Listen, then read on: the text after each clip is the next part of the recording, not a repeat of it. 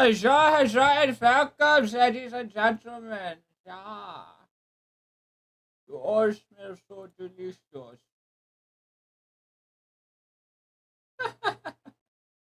Hello, everyone. Hello. And, hello to, our players. No, Greg's not the punching bag. Greg's the guy who... That's an interesting way to introduce yourself.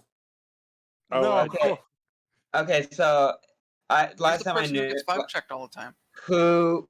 Okay, since everyone mainly did skill improvement, who's the strongest in this group? Greg would be, or Golark would be the strongest currently because Greg doesn't get a skill improvement till next paladin level. Hold on. What do you mean? Like strength? What do you mean? Strength What? Strongest. Okay. Golark has a 20. Greg has a 19. Braxton has a 19. I believe Brynel has a 19. Brynel has a 13. Now, I have Braxton's character sheet. I can tell you exactly what his stats are. Because Brynel is a dexterity build fighter. Actually, I think Manea has you all beat. I don't know what kind of build I was going for with Braxton, but he's got just one hell of a high curse.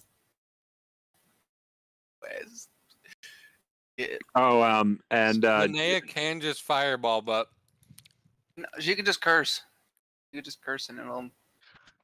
Oh, Okay, Fuck you. non-magical strength.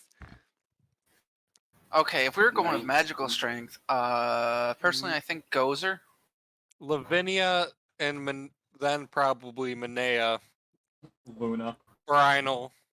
Right, no. Venus. Currently at the table. Characters only. Okay, so we can't say Venus, but that would be true. That would be I would dead ass. That would be an interesting fight. Luna versus Venus. What's Luna's main okay. gimmick? So, Lavinia's Because if you we and were your talking, if we were talking not at the table, I would just pull out my fucking guy called Armaeus, who literally has the power to just octuple in strength for a little bit. Okay, That's what's his Luna? signature. And the DM approves that. And I can bring out Jaxus H. Okay, so Lavinia's coming Well, back. not literally octuple in she's gonna be a strength, little ticked DM, off. before you just be like, I was gonna say is like, yeah, you do that, and Luna's gonna say, "Fuck you, disabled." Dispel magic. Dispel magic. Pat, it's not magic. It's a racial trait. Okay. How are y'all gonna dispel a Constitution save. demon's magic? Constitution save. Constitution save. You keep it up, and you're gonna make a dex save. Oh. Okay, And to make guys, Constitution saves out the wazoo. guys, No. guys. Vibe check.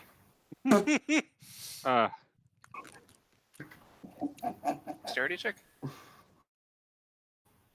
So Lavinia's gonna come back, and Belshalor having taken Cynthia's body out of the grubbery, do you know what happens to people who basically steal meals from the grubbery? Did I? I think Grubbery's not gonna be too happy. Yeah, when he gets back, he's gonna be pissed. I mean, we have a full Cynthia's corpse again, with head. Yeah. Oh, head. Oh. So, I need to add into Greg's inventory Cynthia's head. So it's like, imagine like I have Cynthia's corpse in my inventory. I'm just carrying Cynthia's. DM. Yes. So I've got a sound effect ready for when the grubbery comes out or comes back from where it's been. I doubt it'll come through because half the stuff that you try to play doesn't go through, unfortunately. Well, let's just see if this works. Let's see if it I works. swear to God, it's up. Should be the fart noise. Okay. Well, you gonna send me the invite? So, Did you hear any of that? Having form on it. This is hellish. I really did So- not. previously on D&DZ, Sir, we need a new reference other than Dragon Ball. well, fuck you. And a very In particular. Christmas, you filthy animals. So anyway, X amount of years before the Black Mesa incident. Previously on the events of D&DZ, There we go. our proud Saiyans had successfully defeated and brought down the entity known as Belshalor and Cynthius, who had been revealed to be the Dracolich of the castle that once guarded Drakich, Grim Reaper, and Lord of the Underworld. Upon defeating both of them, everyone had leveled up. Braxton had been making way with Pigsy and Coco, trying to calm him down as he's currently going through an absolute mental attack and a half, he being Coco. Okay. Yeah, we just have so, regular Hammer Greg out. So Greg, Golark, and Manea had each gone through and distributed loot, while the unknown entity that was wearing a very sophisticated mask that was giving him a voice filter and a half and carried a jade emerald sword had informed them that they are currently not welcome by the general public in this town and would highly recommend that they go to the town of Murobourgh to the southeast, of which they would begin their travel there around the dark pits and following one of the acid lakes through the minefields. So, how many people are currently in the town still?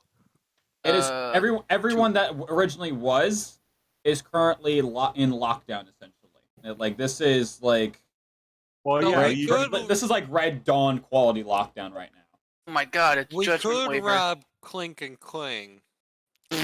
Hey, whoa, hey, what the? Time to roll stealth on it. I will gladly do it. So, with that being said, Greg, as you are then approaching Pigsy and interacting with him in Braxton, you see at the far corner of your eye a portal slice through the fabrics of reality and split open like a wound, before revealing Lavinia and the grubbery. Greg readies the razor. Before Just- seeing the Lavinia walk through normally, and the grubbery struggling to go through like a fat cat in a doggy door. And those reinforcements. and it's pissed because someone stole its food. So it's arrived. Oh, So it's immediately going to it's immediately going to Permanent. go for whatever is available to eat and eat it, which is Cynthia's. children. Which in this case, you Greg would notice as he's kind of like on the ground slithering around like a snake in a very fat anaconda style, will wrap itself around the obelisk and have one of its blood tentacles of just made of pure flesh slip itself into your knapsack, slip into your bag of holding, ravel around. Wait a minute. Ravel around. Cynthius is just over my shoulder. Is it? I Okay. never put him in the bag. You said in your inventory, so that would assume in your bag. Okay. So it's then going. Anything on my person is in my inventory. Touche, And if the but you grubbery know, goes I was into the trying. bag of holding. It has I to was be what trying the to make it at alligators- least a little bit funny, but you shot me down like a goddamn double A No, cannon, I have Cynthius just tied to my back. of which the I grubbery think- will wrap I the think tentacle around that's and just funnier. break through the rope and just straight inhale him like a goddamn fat man in an Oreo. You know, I could have just untied him. You owe me new rope now. Lavinia walks over and she's like, his meal was stolen. He gets very hangry when his meal is stolen. It does not matter. You owe me new rope now. The rope is the last concern you have right now. I brought the Cynthia's corpse specifically for you, you cunt. Now, I brought it so you could take it back from Belchulor. Lavinia's like, now I was able to see what was going on while I was absent. Where is that scythe? Golark walks I- up for the last time I knew. I think Greg is the one wielding or has it right now. What is your business with Scythe? I almost died for it fair and square. In fact, I think I was dead. I saw my grandparents. I am a Welcome.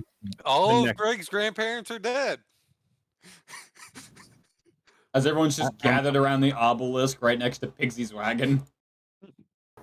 Both of them for now, Lavinia- okay. Lavinia says, I am a necromancer. I can make use of it.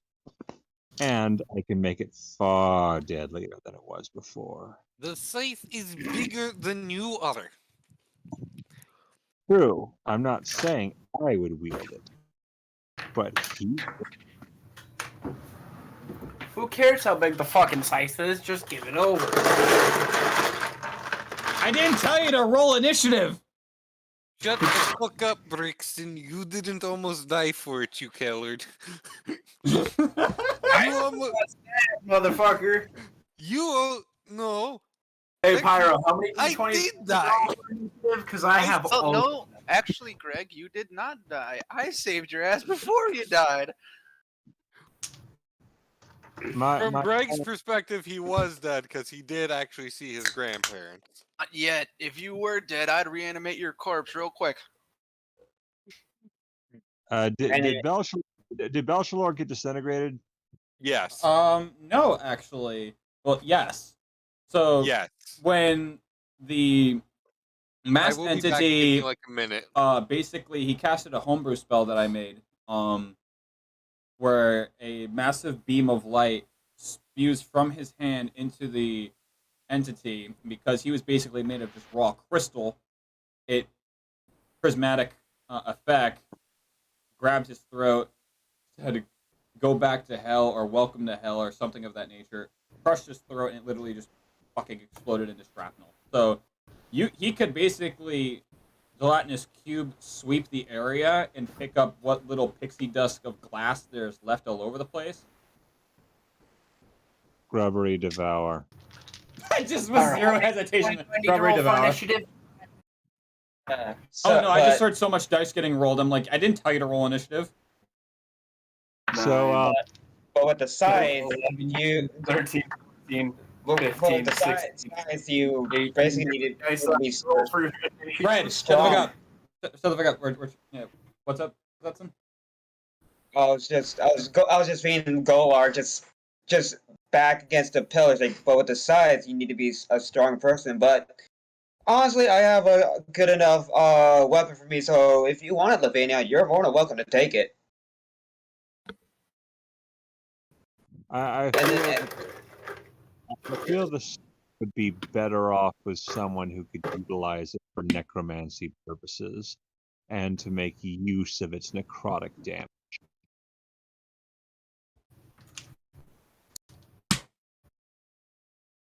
Yeah, all I care about right now is if Coco's going to continue with us or if he's going to be going back to his world.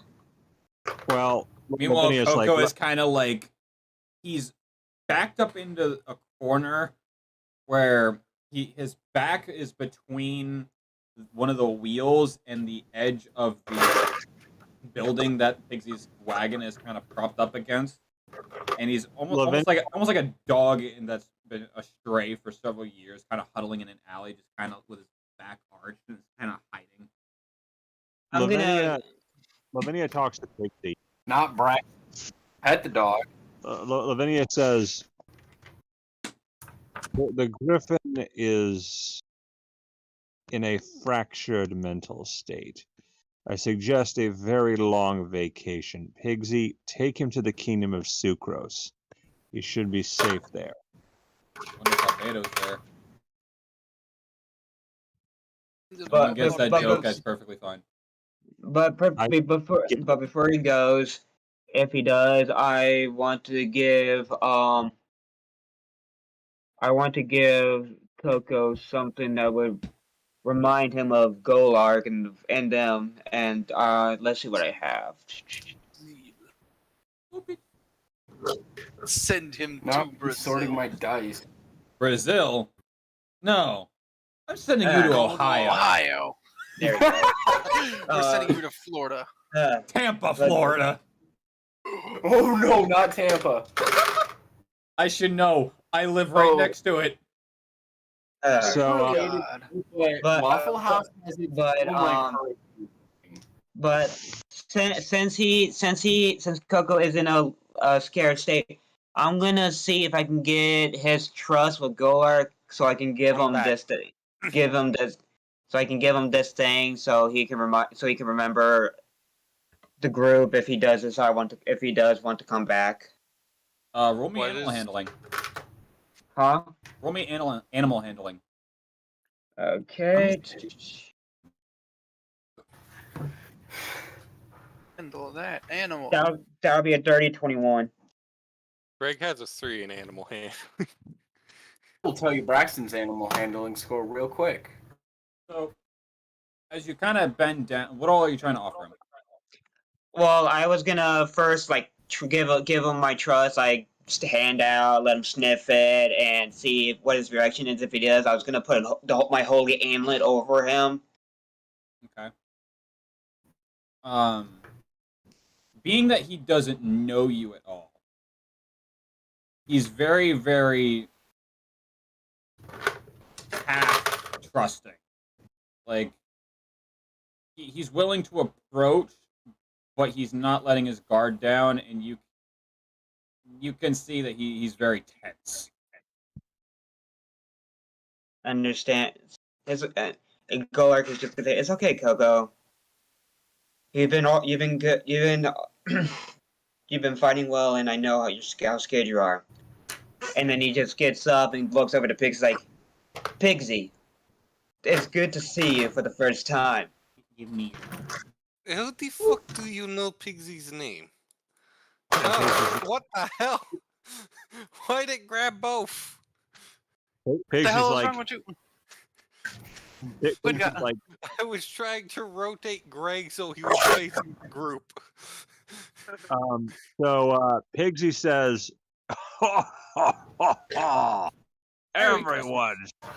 everyone's heard of Pigsy's Pig Out Palace. You think I'm notorious in just one kingdom? To be fair, I haven't heard of you. I never heard of you before we met, actually. So if it helps, I'm But not really around here. but I am also from very distant part of Faerun. as Lavinia said, could you please take Coco to get the long vacation, and if he does decide to come back, please give him this, and he's gonna give Pigsy the holy amulet. Of course. When I've been ordered to take him to the kingdom of Sucrose. There's a beastmaster who's visiting who should be able to help out. I know where you could take him. God damn it! Come Yeah, it's on, about- you knew the joke was coming. Yes. Yeah, there's a pyroclastic mountain about a couple miles that way. Storm right in the top. That's not So, what I was making a joke about. He is meaning about 4 inches from Pigsy's waist. No, about 4 inches from where Greg stood. The kitchen. Pigsy's in the kitchen, and the 4 inches away from it would be the stove. Fair Okay, enough. After Golar gives Pigsy the amulet, he looks back at Coco. He's like, "You might not know me now, but one day or so you will. I won't know that I am a good guy, and also just rest well. You earned it." Okay, so where do we need to go now? You mums. So Pigsy essentially, helps Did you just Coco. call me a dick, Sean? No, I was replicating what you made over here on my side. So Pigsy artistic. helps Coco onto his cart, and he, like the rest of his Pygmalions, his assistants, basically make sure that Coco is well taken care of. As Pigsy just his carriage starts traveling again, and he says, "Remember, you have my calling card. If you ever need food, well, like I said, if you want to eat like a pig, think Pigsy's." I won't. Bro, it's just like he drives away. 45 seconds later, summon. No, I mean, he drives away, and Golar's just like, wait, I didn't get a card. That's right. Golar wouldn't have gotten a card. He drives Braxton away. still 2 has seconds his- later. Hey, we need you back. At which point a Pygmalion comes out and gives you a card. No, a car just floats off the wagon would be funnier. That'd be more cinematic and just ironic. Yeah, but Pigsy has Pygmalions that do all the work for him. So Slaves. So one of them before. one of them gives you a card. They don't talk. They just hand you a card and they go right back to the card. I thought Pygmalions were more like the Oompa Loompas. Essentially. But they were Except like they the don't- minions from Despicable Me. They don't talk. They don't even make noises. They just kind of Exist. they just kind of do. So they're like golems. Yeah, they're like Golems. Literally Yes. golems. They do a task they are built for. The traditional golem fights and defends, but golems can do more. yeah, he's able to create them. Yeah, so pretty much, but So they're golems. yeah, but they're called Pygmalions because of, well, That could just be the specific type of golem they are. You realize there are types of Do not- golems.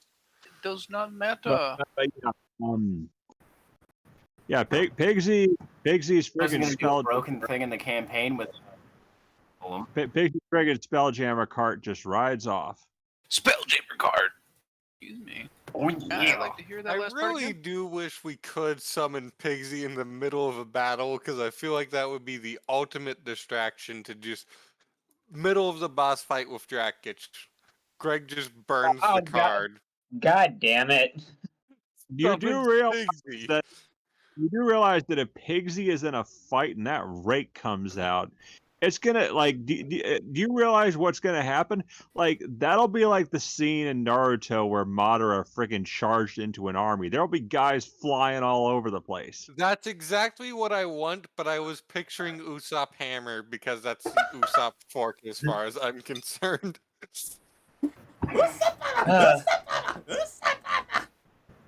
Pigsy is Uh. a heavenly general, and that rake not even Greg could wield. But before, I mean, there's plenty of things Greg can't wield, so that's not all that impressive. Well, yeah, but I mean, like, only he can wield it, literally. Plenty of people have weapons So it's a like fork that. version of Mjolnir. Oh, No, Well, anyone because worthy we of only- Asgard can wield Mjolnir and Marvel. And I Pigsy's forget rake. what. I was And meaning then, like- actual Nordic mythology where literally only Thor can lift it.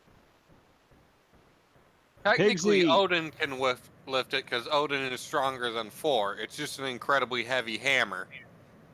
But yeah, Pigsy says that, Also, the dwarfs who forged it can wield it. also, yeah, if you put Pigsy in a battle, his stats are broken. So you really want to get him in a battle, because he's a heavenly general. So I just thought it'd be a funny distraction. it would, but he'd probably like dumb distraction. it'd probably be, Imagine Pigsy serving the boss a meal, and then we just kick the boss's ass. well, Here, let me heal you, then let me kill you. No, it'd be funny because you forget Grim Reapers are technically undead. What happens with undead and healing items and healing spells? Double damage. Yeah. so Lavinia says, it would appear that we are unwelcome in this city since we have reduced it to a smoldering ruin. I best we get out of I wonder why. Ooh, did I do that? Yeah, I could have done a more stiffer landing. Technically, Bill Shalord reduced down to wreckage. well, this Uh, just I sounds merely- like another I Neverwinter mer- to me. I merely reduced one wall to the wreckage. Greg opens the mine doors and walks in. I haven't done any destruction yet. Well, it just looks like another Neverwinter to me. Hey, Pyro. Yes? Who is it? Is it? So, Oh, in game, if I were to do, am I gonna get like actual consequences for this, or can I just like go take a piss on a wall? You can go take a piss on a wall. Okay, I'm gonna go do that real quick. That's my stick. Oh That's- no, it's your It piss. is. Goer goes, before we leave this town, I want to see how much I can get for some of the stuff I have, plus upgrading one of my weapons. I'm gonna go take a We should do that piss. Walk at up to the nearest wall. We should do that at next town, go like. Really, True. we aren't exactly liked around here. Even though I personally did nothing, but you know what? Honestly, I just flew in here. I didn't do. What the fuck did we do? They're xenophobic. They don't like outsiders. They're racist. No, they're xenophobic. No, they're It's a group of all races comprised by people that don't like outsiders. Therefore, they're xenophobic. Okay, so Could be So racist what's- too, but There's they're also- sexist. there's also a random orcs corp Greg left behind somewhere. We Well, don't talk about that. Sounds like a you problem. Sounds like a Greg problem, but you know what? Yeah, you. okay. I can airball, I guess. Oh, Greg you guys just wish- Greg just apparates a meatball sub and just starts eating a meatball sub. The magic sandwich. just casually bust out a fucking Subway meatball marinara out of thin air. Roll to smack that out of the hand.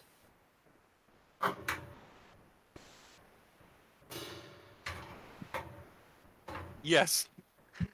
And I'm asking interestingly the enough, DM. that was actually the exact sandwich I was thinking of, although more like specifically the version I get, which is just double meatball, double cheese. Alright, so you are literally my old man. It's also pepper jack and not the provolone. Oh, Literally my old man. Your dad? Isn't Oh. he dead? No, my father's in fucking prison. I'm talking about my grandfather. Oh. I don't talk or refer to my father in any shape or form. If I say my old man, I'm referring to my grandfather. Okay, Okay. I didn't know that. so No, you're good. Yeah, Third no, I DM. guess. can I roll to smack that out of his hand? 23-hour solitary confinement. I mean, Yes or no? It is a simple fucking question. trying to think, like, are you just doing it to be a dick, or? Lavinia also goes over Maybe. to Golart and she says, "By the way, I have something for you." I'm already getting ready Oh. to roll Greg's deck save. Oh for god, his- can we? Oh god, I need to avert my eyes. Lavinia reaches into and since Lavinia basically has torn off her dress already, so it's not like she's hiding anymore. So she basically reaches into like almost a cuttlefish like crevice in her body. I hate that.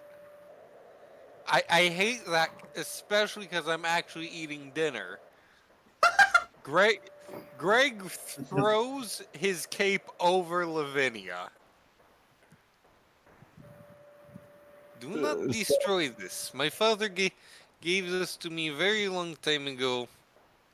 We will get you new robes in New Town. Just wear these for now. I can't look at these.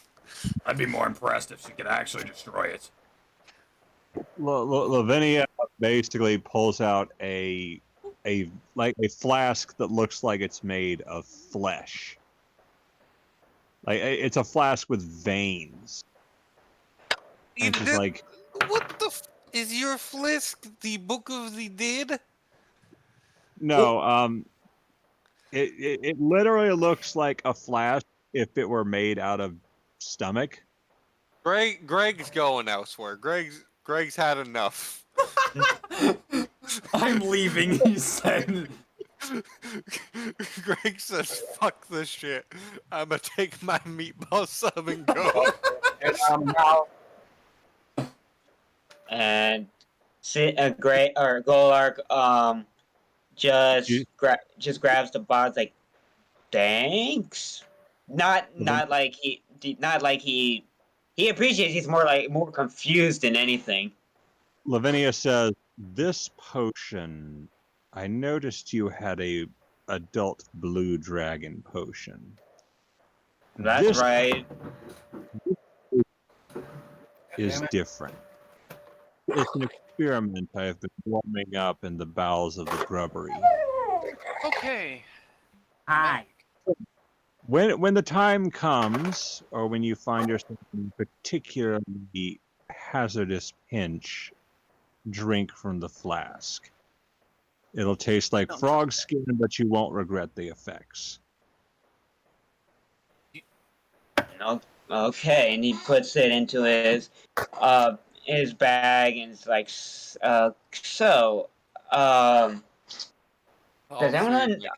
does anyone know where we need to go, like our next town or anything? Where do we go? Oh, Greg Golark went just walks. the right way. He just was like, "Fuck these sheets. I am out." Golark just walks towards the door in front of him just to see where it leads to, and he just opens it. Lavinia's like, "Grubbery, have you finished devouring your meal?" So, I'm just gonna put Pigsy over there. Wait, what happened to the giant bottle of wrench Pigsy has? Like, giant relative to their world. So, as you look over Lavinia, like, have you finished? And you just see the grubbery literally trying to flatten himself out to cover as much ground space, and he is completely just becoming liquid and puddling around the ground around the fountain. And you just see the singular eye that just slowly turns to your direction. So, question. What happened with the scythe while I was gone, or?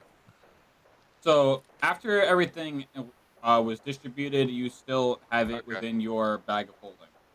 Cool. Last I was aware. Okay, I didn't know if they took it when I went to go get my sandwich. Yeah, no, I Well, haven't. I just think that Lavinia could use it in ways that Greg could not. I have a funny idea for a weapon for Lavinia, but Greg's not talking to Lavinia till she gets some clothes up.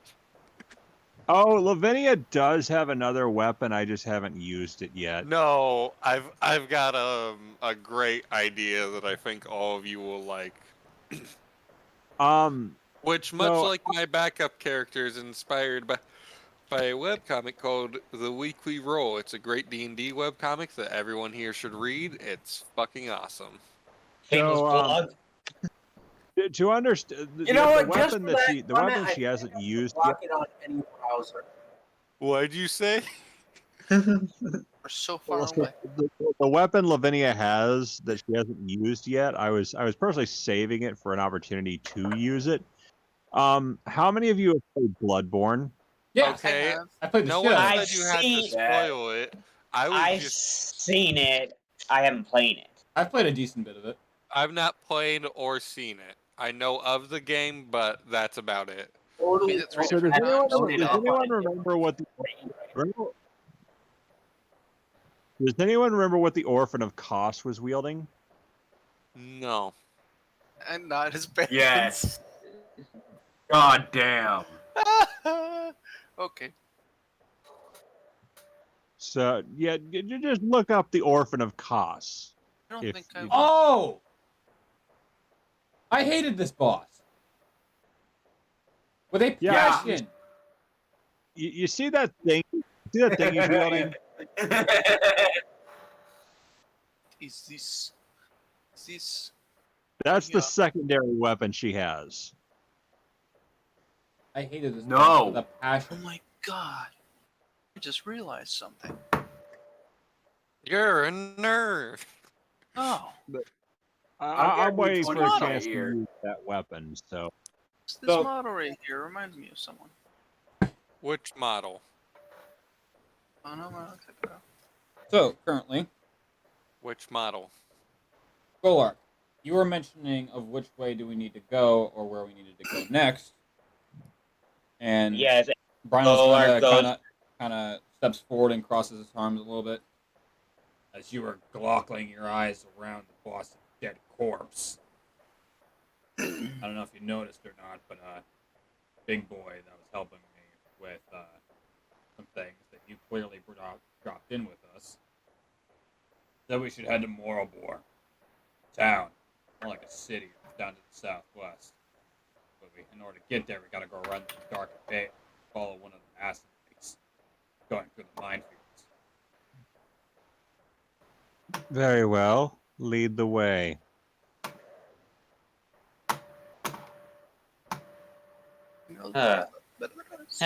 As we start to leave, Golark just turns and yells to Greg, "Hey, you coming?" Greg's ahead of you guys. Actually, Lavinia also acknowledges, like, wait, where was this masked figure we were with, or where'd he go? Greg went ahead of everyone because he didn't want to see. So you would have absolutely no idea, Lavinia. And as far as everyone else, they don't know either. The only people that had last interacted with the masked individual you'll get away with. In fact, let me get that. Well, how did you get my vape? Well, I mean, like, well, what about that? I mean, that jade sword No guy. better. So Mm-hmm. I mean, the jade sword guy. Same Yeah, character. we don't Oh. know. That's last All people right. to interact Oh, would be. So the last people to interact with the masked individual with the jade sword were Greg, Manea, As- and Golark. Specifically Greg, as he was the one talking to him about Murobourgh and its location, while Greg was shitting on him thinking he was a warforged, even though his filter was coming through the mask. And Manea complimenting about his line of Greg work. wasn't shitting on him.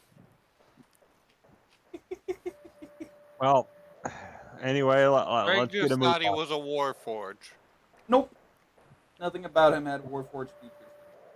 Manea loves assassins. Thanks her so Well, much of her father. So, how much does eating Belshalor count for? Belshalor, in his You mean current the shards? condition, it would probably be around a challenge rating of 5. If you were to consume him before saturation, you probably would have been another 12. Okay.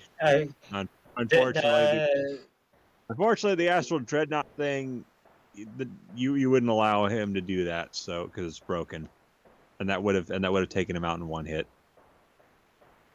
It would have Debatable. been put him in a maze for one hit. Also, did Golark ever tell everyone the reason why he left or whatever? That No. you did not. Greg also still has Golark's sword. Golark just looks at Greg. Greg is way further down the path than you are right now. You have to wait till you catch up to him. Where's Greg? This one? This Or one he here? could do what he was doing and look over at you and call for Boop, you. boop. Boop, boop. Greg, actually, I just put Greg over there like he's already in there, because Greg walked a bit of ways. Greg said, "Fuck this shit."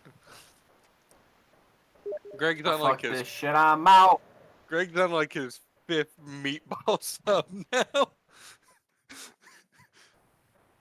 But probably either way, Golark is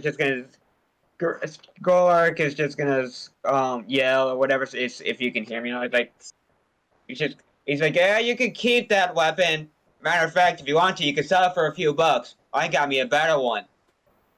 What the fuck's a buck? That's also my shtick. It's a fucking deer, dummy. Okay, so let's. Okay, so Lavinia's going along the path too, and Yeah. so is the grubbery because it's. Also, Golik wouldn't know Greg has his sword because it's currently in the bag of holding. So, I'd also like to point out everyone Travel. has had quite the beating. Everyone is rather worn up and torn. Just as a point of notice and observation.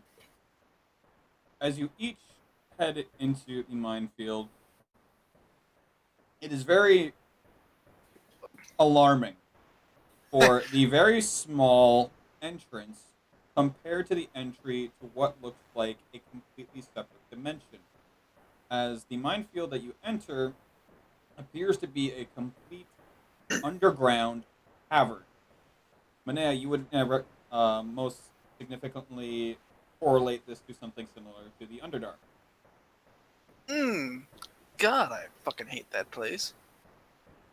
Oh, and Coco is with Pigsy right now, so he probably Yep. shouldn't be on the map. Sort of. She sort of hates that place. Also, if Golark is just, while he's walking, Christian movie. if anyone can hear it, great. If not, oh well. It's like, so the reason why I left, honestly, it was because I kind of did get tired of being the second fiddle to our great Greg. But also, I was curious to see if there was any more people out there that could join us to form a bigger army to fight Drakage.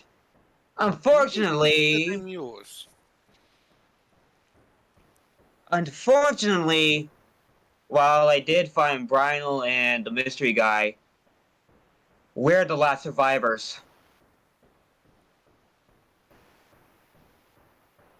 So it's either so it's us against Drakage. Well, Either. So what's option 2? Option 2 is if we're lucky, I might have missed a few people from other places that I haven't traveled yet. You were And- assuming he meant we turn tail and hide. But I just hope that we can find more people to join this, because I just have a feeling that the fight with Dragons ain't gonna be an easy one. Fighting the immaterial- motherfucking Grim Reaper. I hope not. the immaterial has become immaterial. I do feel that we could use more allies, though. Golok, you could be essential. That flask I gave you is a very different experiment. True, and plus, I am the strongest in this group, but I'm more of a protector than a fighter now. Be that as it may, I can assure you, what I have given you will be of great use if you choose to use it. Although, to be fair, I do believe everyone else has their own strengths. We should probably find a place to rest, as we are not welcome in this town. As you all begin to venture down and converse a little bit, it is rather quiet, but it's also rather bright. Almost comparable to walking through the midst of a forest and the only thing guiding you is moonlight. As you can't really see any kind of natural light, but it is a rather brightened area with a mystical white illumination. If you look around, you can see lots of jagged rock formations and lots of different mine carts and means of transporting different raw resources that have been mined up. Scattered amongst these carts are leftover bags of either abandoned material or known as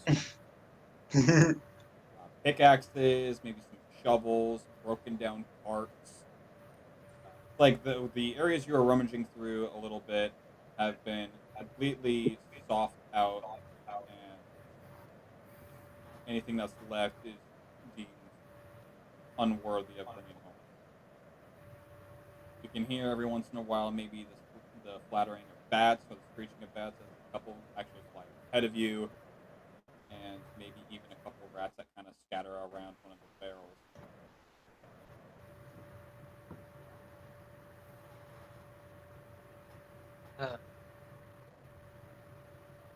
Every time, nothing's worth anything anymore. Greg's gonna look for any oars or anything. Go ahead and make me an investigation. For some reason, I really thought you meant like for a boat. I was gonna say, why the fuck would we find this out here? I'm kind of dumb. You know what? Greg's trying to become a traveling oars salesman, motherfucker. Oh, that was rough. That was rough. Oh, Much like the diamonds he's handling. Oh. Don't make me. Was Don't Greg's make me do it. Greg's investigation is a 19, including bonuses. Check you. So as you summage through some of the bags just out of pure curiosity, you find a lot of just cobblestone in several pieces that are maybe the size of softballs, of just lumps of half-activated coal, or even little smucks of obsidian that are maybe the size of quarters. That catches. Greg will take some of the coal and the obsidian, I guess. That's 3 Because obsidian shards and 4 lumps of coal.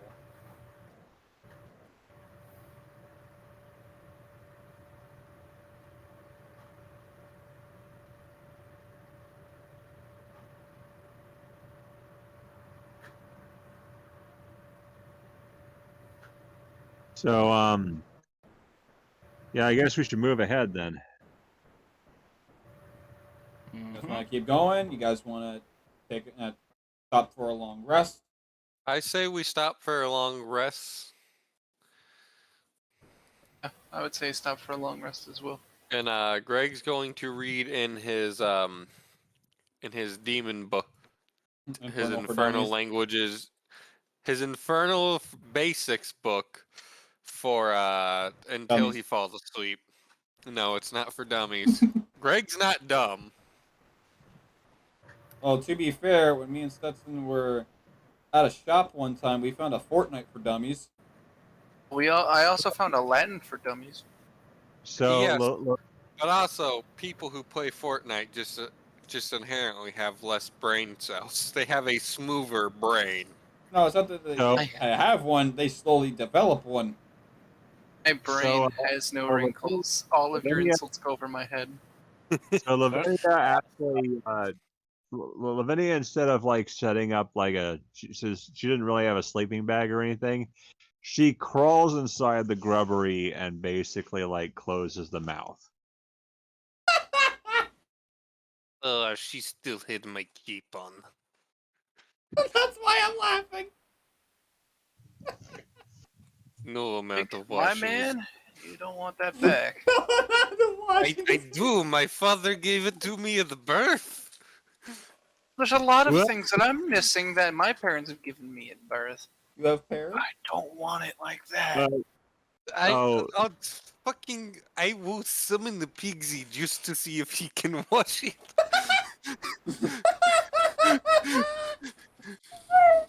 Even she finds it funny. God.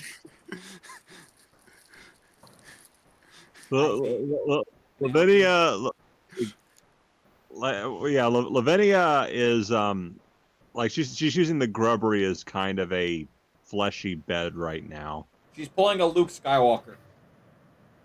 Yeah, except she didn't have to cut him open to do it. I mean, she probably could have, and it wouldn't have affected the grubbery. No, she just crawled inside one of his many, many mouths.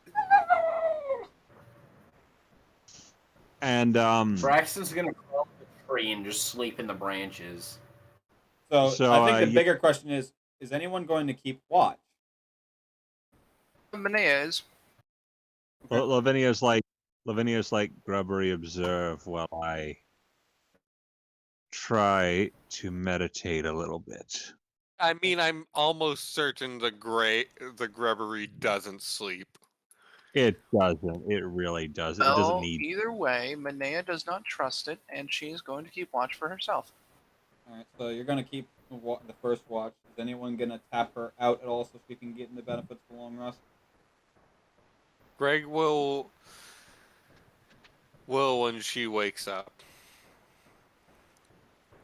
So Greg also just summons another meatball sub Swear and to just hands it to At this point, you might Manea. as well have been going through the fucking piggy bag that was pulled off of Cynthia's, and that's what's all in it. Is just nothing but meatball sandwiches.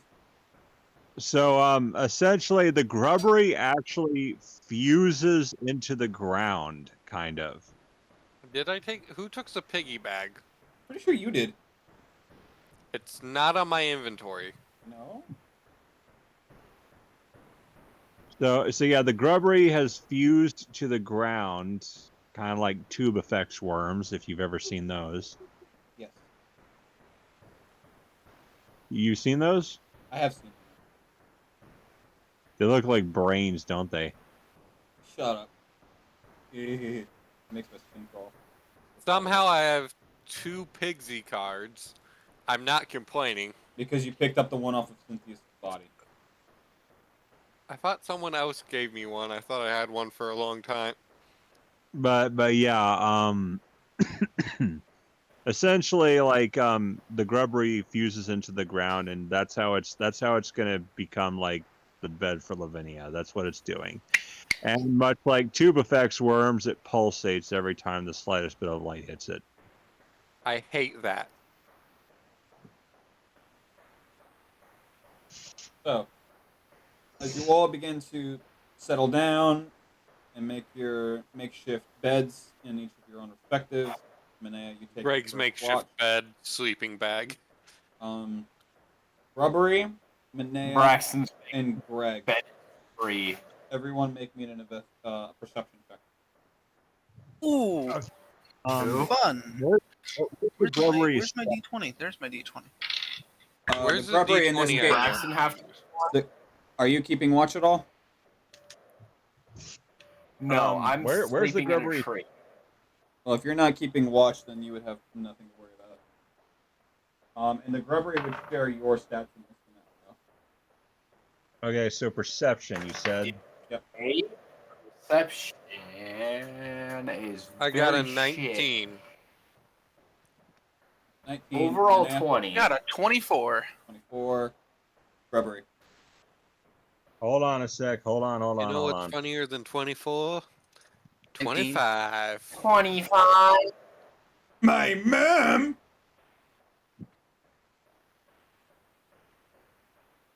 That's pretty fucked, muscle man. Now I understand why we leave the character like Who creating else stuff fucks? to Victoria.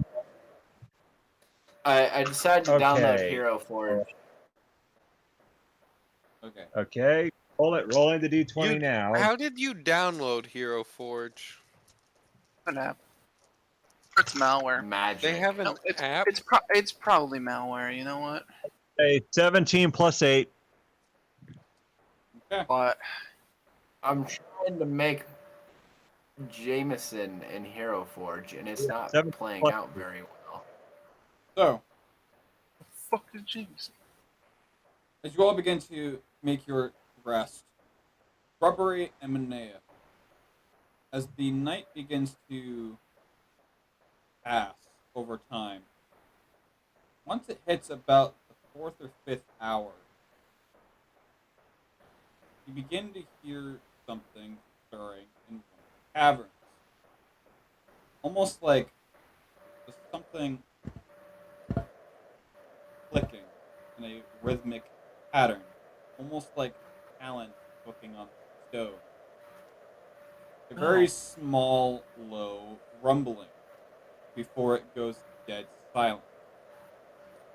Manea, you in particular will have noticed that down one of the main, I guess, passageways that ironically has the most abandoned equipment and material, for about 4 seconds, a shed of white eyes will appear from the darkness and lock eyes with you before what you would assume being straight facing you slowly turns away and you hear talent clicking and walking away. Oh. Uh,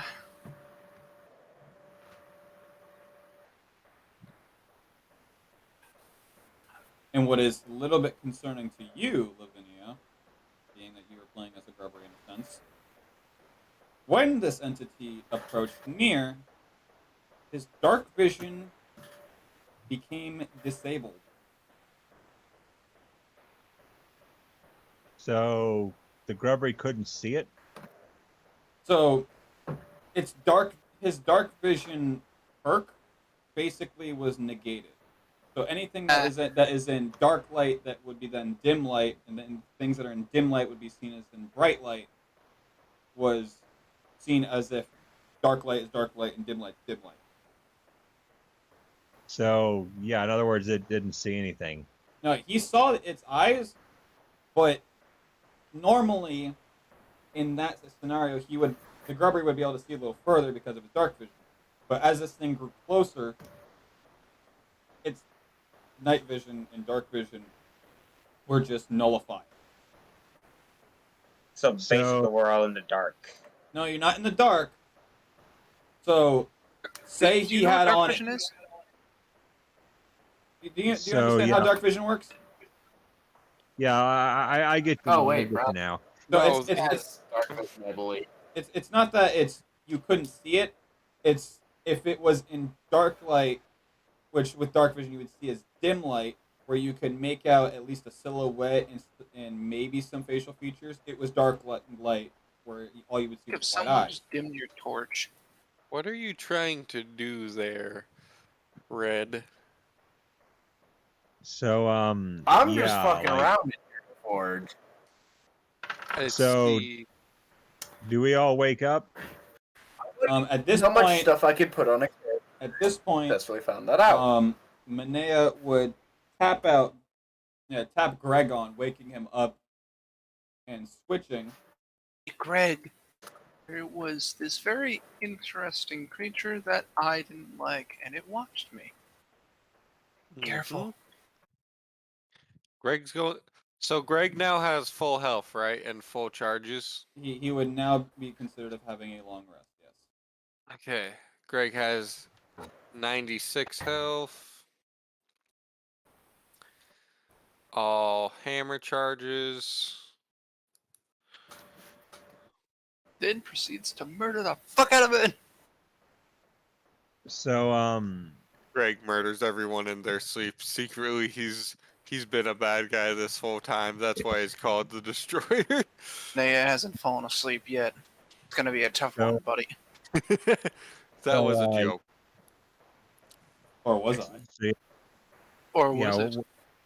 where so Twas we- no, it was. How I long- think how long- Not puny. everyone wakes up.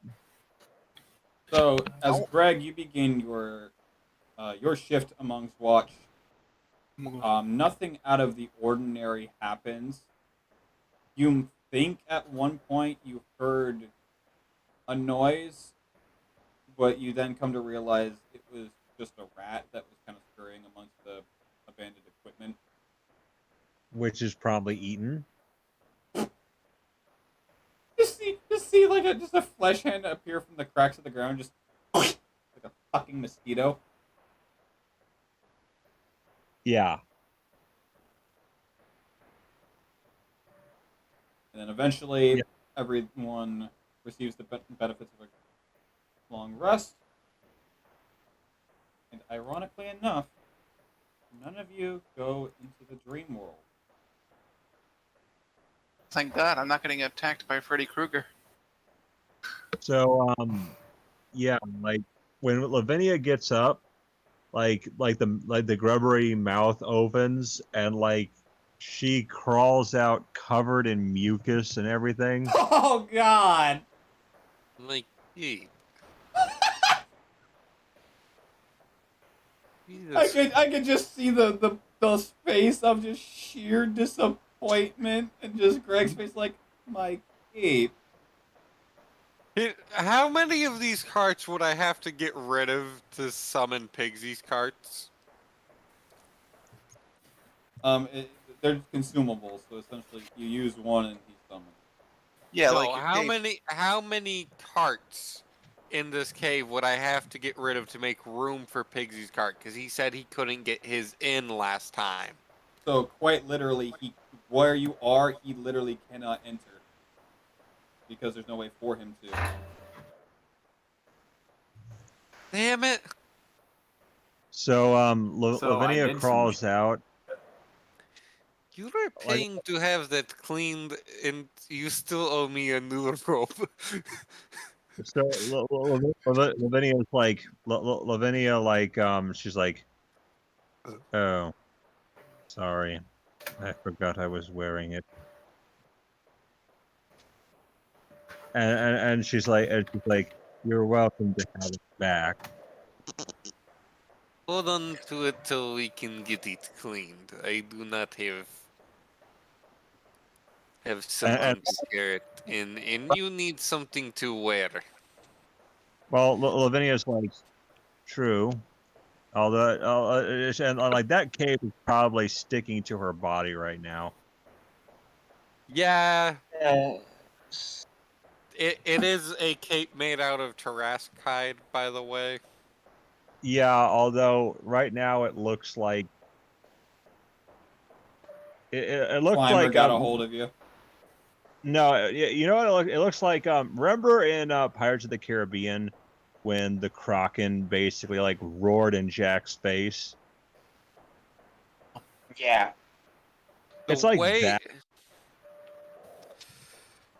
The way you say words, Kana. The way Like, you well- say. No, I honestly, the reason why I said yeah is because I know I watched the whole Pirates of the Caribbean series. I know, but I'm just saying. Kana says chimera, and how did you just say kraken? I use the original Scandinavian pronunciation, Kraken. Release the Kraken! I'm not. I don't know about that one, but I'll look into it. Anyway, yeah, she's like getting up and stretching out and looking like she's covered in sea cucumber organs. Oh no. Goar not stands up anymore, like sits up, stretches, like. Yeah. Okay, who's hungry? And she's like, I could go for some food, although she's like, and she's like, although I do have some food stored away. And she pulls out a freaking flask, and she's like, this is my own special recipe of the Prismagica family. Pickled dandelions with barnacles and a diesel marinade. Mm. Did you say a diesel? Diesel doesn't exist at Well, this time period. no, not that. No, that's just a word she uses. It's not spelled how you think it's spelled. She's like, I look oh, like Vin Diesel. no, But no, go a ahead. diesel in her language is a type of sea creature that's like a bobbit worm. I Goar hate everything about that sentence. just looks like you enjoy that. Luckily, I got this off of Cynthia's, and he pulls out the piggy bag. That's who has it. Greg Well, that just answers our question. Yeah, And he's like, well, I know. And he's like, Lavinia, did Pigsy said to in a more like confused like question was like, did Pixie say anything about if this is still good or not? Closed. Drake's And gonna eat some of his apples. And Lavinia, who is at this point eating what looks like a very alien-looking life form, like she just eats it raw like sushi. It's like and she's like, "Well, I do believe that I do believe Pigsy can be summoned almost anywhere because his card is a spell jammer. So if there's a terrain in which he normally would have trouble being in, he'll find a way around it." Underwater. I was gonna say because No bitchy. when Golar grabbed the piggy bag, it was still closed. Well, Lavinia's like, she's like, "Don't worry. If you're in need of food, Pigsy will provide."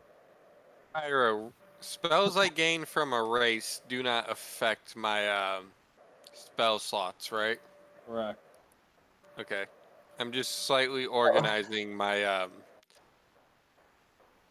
I was gonna say you don't gain any, but then I remembered, yeah, you do. Well, just to another character. I'm so used to playing races that don't get any. and Golar just goes, just to be safe. He puts down the piggy bag, goes into his bag, grabs the 6 vines that he has, places them in like a teepee position, and then just breathes fire, basically making a campfire, and just puts the piggy bag on top of it, and it's like, Lavinia's like, "Oh, his food doesn't get cold." ah. A food that's supposed to be cold. Yeah, what if Not I unless- get ice cream from Pigsy? Yeah, then it'll stay cold. He has ways of keeping food fresh. Okay. Could I ask Pigsy for an infinite meatball sub bag? Well, At least we have a campfire to warm us up. Who made a campfire? I did. He just did.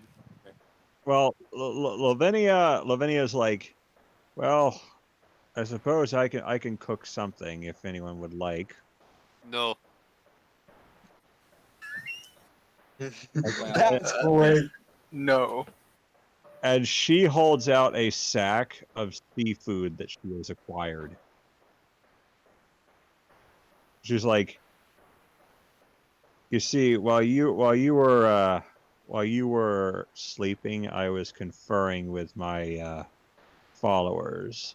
I can do that thanks to the Grubbery's nest of communications. And I acquired some seafood via transport. Would anyone like some blobfish?" And Golar just looks at you while opening his box. He's like, I think I'll pass. It's just, None of us want anything she has.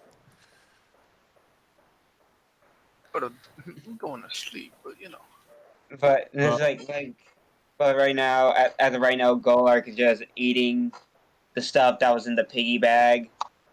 And he's just like, no wonder Pigsy's known worldwide. What is Yeah. VSM relative for magic components? I just don't What is it? understand. What? Like VS and M. Verbal somatic material. Wait, mimetic. Bad. It's verbal somatic mimetic. So Inside it's that, like what is needed to cast the spell. Okay. For that type of thing, most of the time, you can ignore the material component with certain exceptions. And most of those exceptions are anything to do with revival.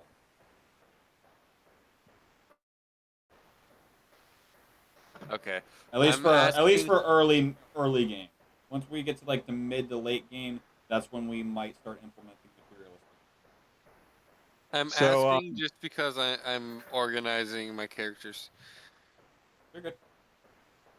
So inside that piggy bag was fried ortolan. Don't know what that is, but okay. Ortolan bunting is a type of bird. It's it's a French delicacy. My God, he gave me a bird in the bag.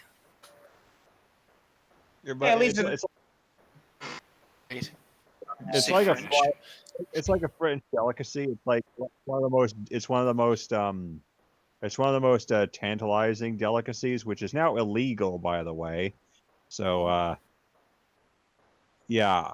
In this world, Why is it illegal? Is it like To the my one where guess- they stuff a goose's like liver or kidney? oh, you to mean my pork chop? guess, I'm thinking, and to my guess, I think it's because that they're becoming extinct. Well, the ortolan was served in French cuisine, typically cooked and eaten whole. Traditionally, diners cover their heads with their napkin or a towel while eating it. The bird is it's so widely used that its French populations dropped dangerously low, leading to laws restricting use in 1999. Ah, That's what I thought. It was getting too extinct. So yeah, the ortolan. Of course, Pigsy would be able to find one. Of course he does. Duplication glitch. So yeah, that's Oh, exactly no. it. Pigsy just has a duplication glitch for every kind of meat. Like he doesn't even actually make or hunt anything. He just pops it into existence. so yeah, so yeah. Greg, it's a good thing you have your mask on because right now your cape probably doesn't smell too good. Yeah, no, you have Greg's cape, and you're going to have it until Pigsy can be summoned. Yeah, I know. It's just right now you like I know you don't want it back right now because it probably smells like an aged garlic and farted in a sulfur pit. And I would just like to point out, once you use your card, it's going to be a long while before you even remotely get one. Greg Yeah. has one. Couldn't I just buy some from Pigsy? For a very, If very you- expensive price. How much? 50 platinum. Jesus Christ. It's like No, 1 it's million gold. Pigsy is he's a businessman. Like if you can't summon him, you know how hard it is to find him? Incredibly. Depending on where he is, he could literally be anywhere. Literally, as in, Depend- between which plane? Yeah. He could be anywhere. He could be in the wildland. He could be in Damn it. The ethereal, He could between the nine hells, the celestial, the astral, the fire, the water, the yeah, he could be I love Earth, Wind, and Fire. he could be palling around with Mordenkainen.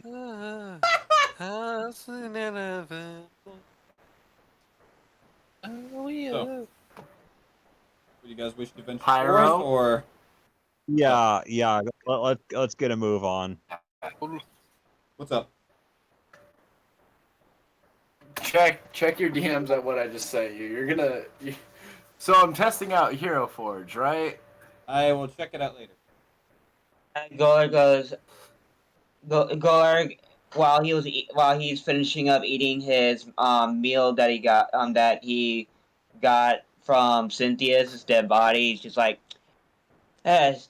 we might as well. And he closes the piggy bag up that's completely empty right now and just stashes it into his bag. Yeah, and Lavinia follows suit, and every step she takes sounds like spaghetti. I hate that. I was gonna go watching more me? about just in the water puddle, just. Yeah, she sounds like she's been walking in mud a lot. Hesitation, no breathing. Don't give a fuck if I come on breathing. So No, So I have the- to start to do this right now. Damn, You guys Derek, can't do this. What the the fuck is puppet? That sounds like an interesting spell. Oh, Victoria, look at what I sent you. Yes, I already have. Oh, hold on. You've sent me more shit. I'm Just to looking at give the. something extra, because you know what? Hey, DM. He is sleeping What's like up? a cat. When I said it Do, was do so I much get work. do I get any stats effects from eating the piggyback, or is it just like a normal meal? You will gain the effect Why? of feasted. Okay. Remind me what that is again. I know it's +3 in melee. It's just like the shittiest I don't thing. know how I managed to get. Red, how is all of it that all of my creations are just Yes. completely normal things, and you just make this abomination? And I Okay. started using Personally, Hero Forge in high school. Dude, I have to test the water somehow, right? Well, maybe you should stop making Lovecraftian-esque things in the waters. Okay, +3 melee. What is the others? You Though gain then again, +3 in perception. You gain a +2 in investigation. +3 for 12 for 12 hours. Correct. Sure. +3 for 12 Yes, what you need. hours. That is what I made. And you said survival, right? Investigation.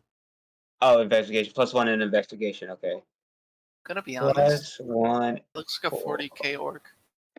for 12 that does not look like a hours. Warhammer 40k orc. Too much DACA. Are As you saying eventually, too much? eventually you will all find yourselves amongst a rather large stone staircase that has a brim of actual daylight coming through it. As you walk up through it, and eventually your eyes will adjust to the light, you find yourselves outside of a rather large stone-esque, almost like a mansion or a memorial to a gravesite, with several gladiator-like statues next to it. As you're surrounded by lots of trees of various colors, almost like it's autumn time.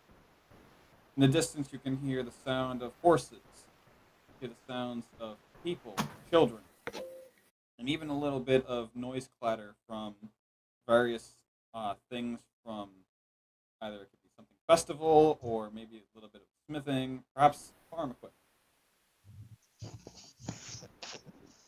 Welcome, ladies and gentlemen, to Murobourgh. Are we out of hell? Why are I we had in to. like an actual normal? Yo, I want to go to that mansion, but why are we in an actual normal town? Wait, Golar, before we do it, I want to make a history. Greg, You want to make a history check? What are you wanting to remember? Remember where some bitches. I just want to see if I remember ever coming to the town and if there's anything about the town I want to know. Go ahead and roll. while he does that, Golar just looks around, see if there's any like plaques, any signs telling us where, like which directions are stuff. Kind of like a map, like a town map. So the closest thing to any kind of engraving or inscriptions of anything is at the very entrance of the building you have just exited, saying that you have just come out of the Drakon Crypt.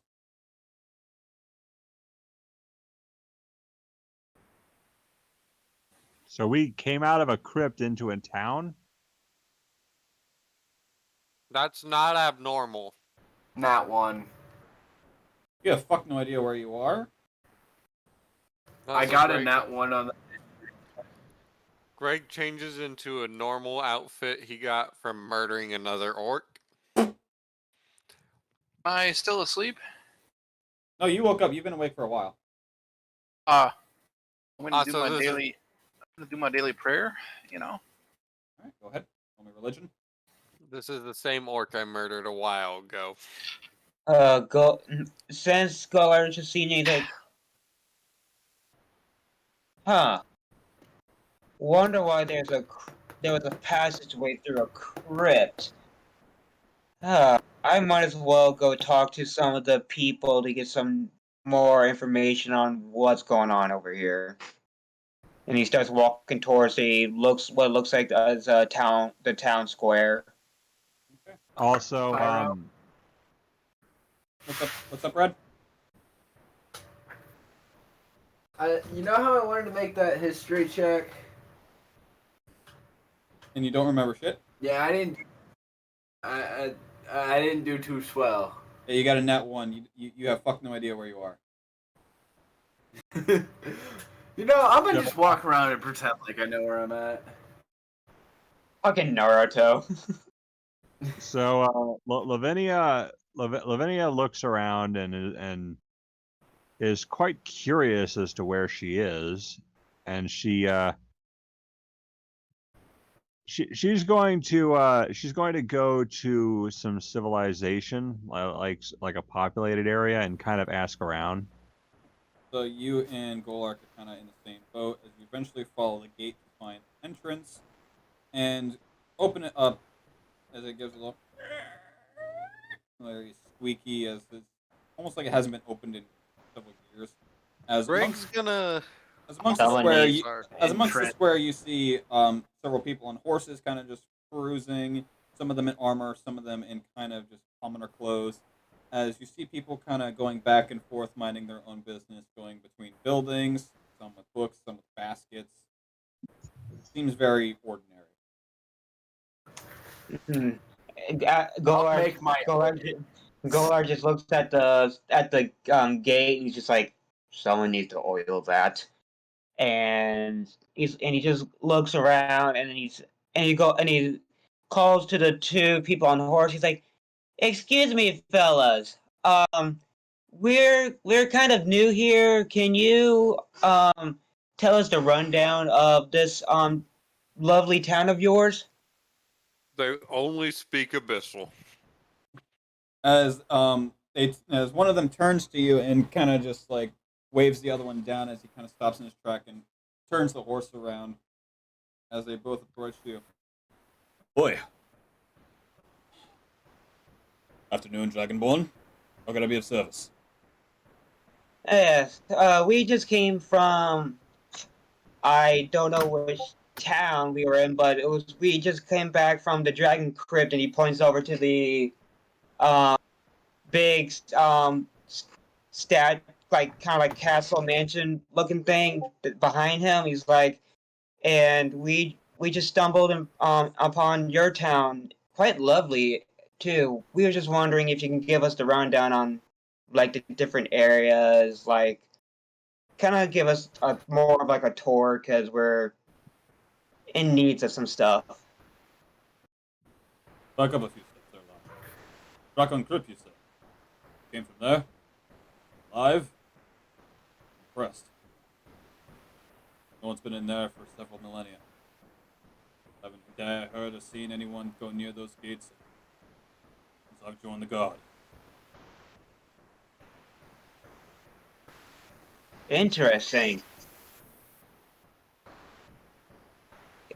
So is it danger? It's Angolar just gonna talk to him. It's like, is Dragon Crypt dangerous at all or cursed? Simple answer would be yes. And there's a reason that area's been closed off for several decades, maybe even centuries.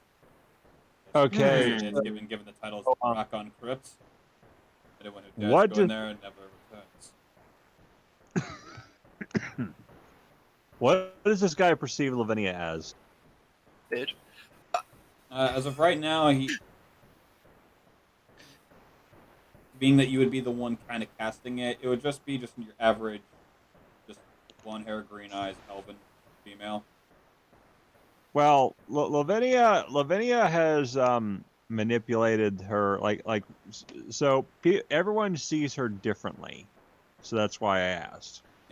But we all see Lavinia in her true form now, right? Yes.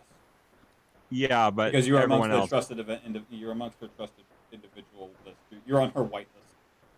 Greg wishes we weren't. I'm going to blacklist you again.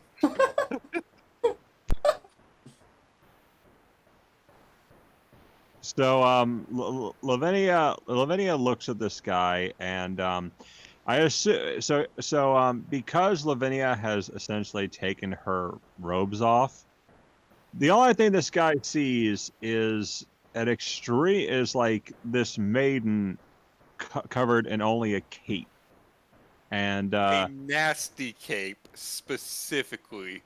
You and she's like, no, I'm not.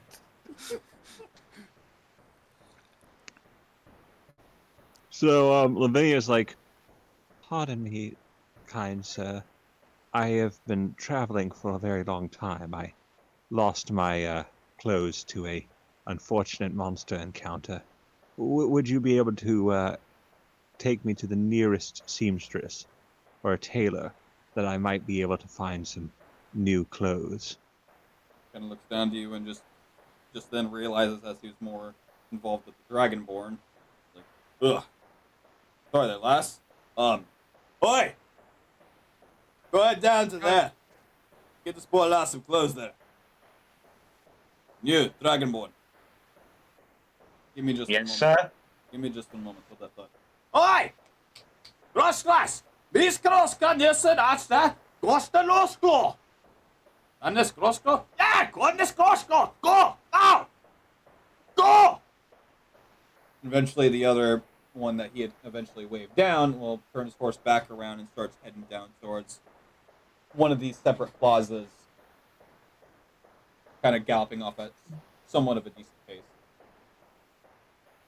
And Golar just goes, "Excuse me, I'm sorry if I offend you or any way. I know my language barrier is a little different than the world that I am now, but were you speaking a little German back there a little bit ago?" What bucket German? German. Does German exist in D&D? So like where's this guy leading Lavinia? He's not leading Lavinia anywhere. He essentially went down. And if you guys are right here and talking to these two, he essentially went in this direction.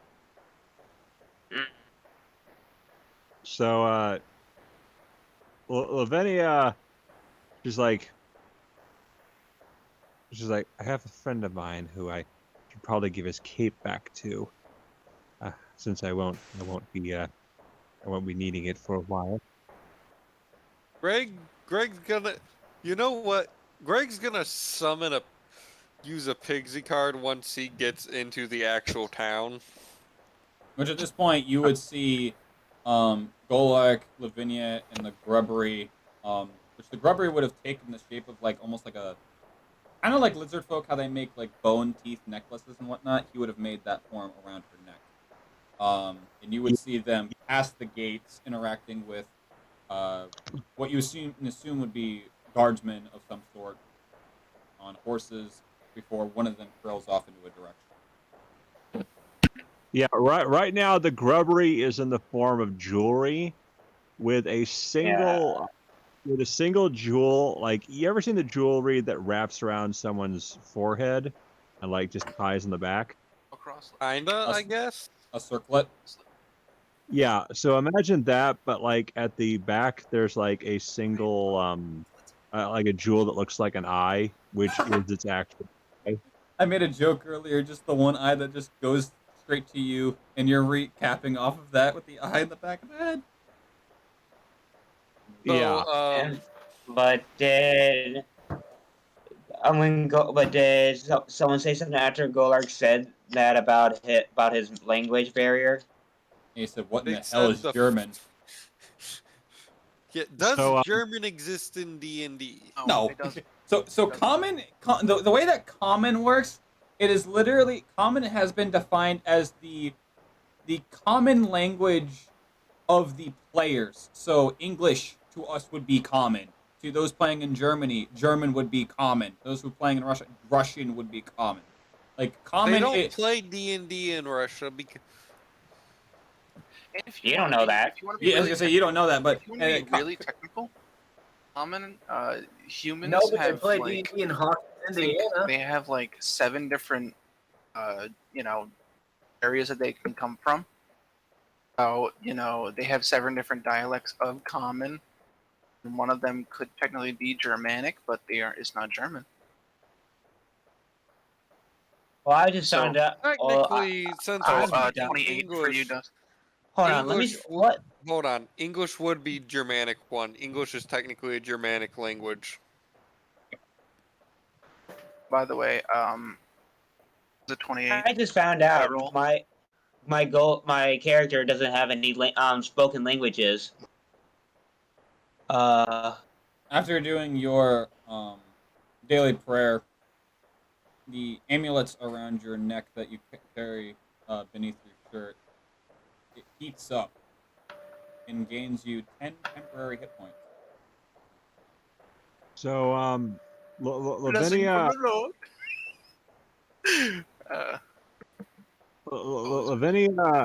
Lavinia, like looks at this guy, and she's like, "Pardon me, I feel so thoughtless. I haven't introduced myself. My name is Lavinia Bronwyn. I am from Everesca.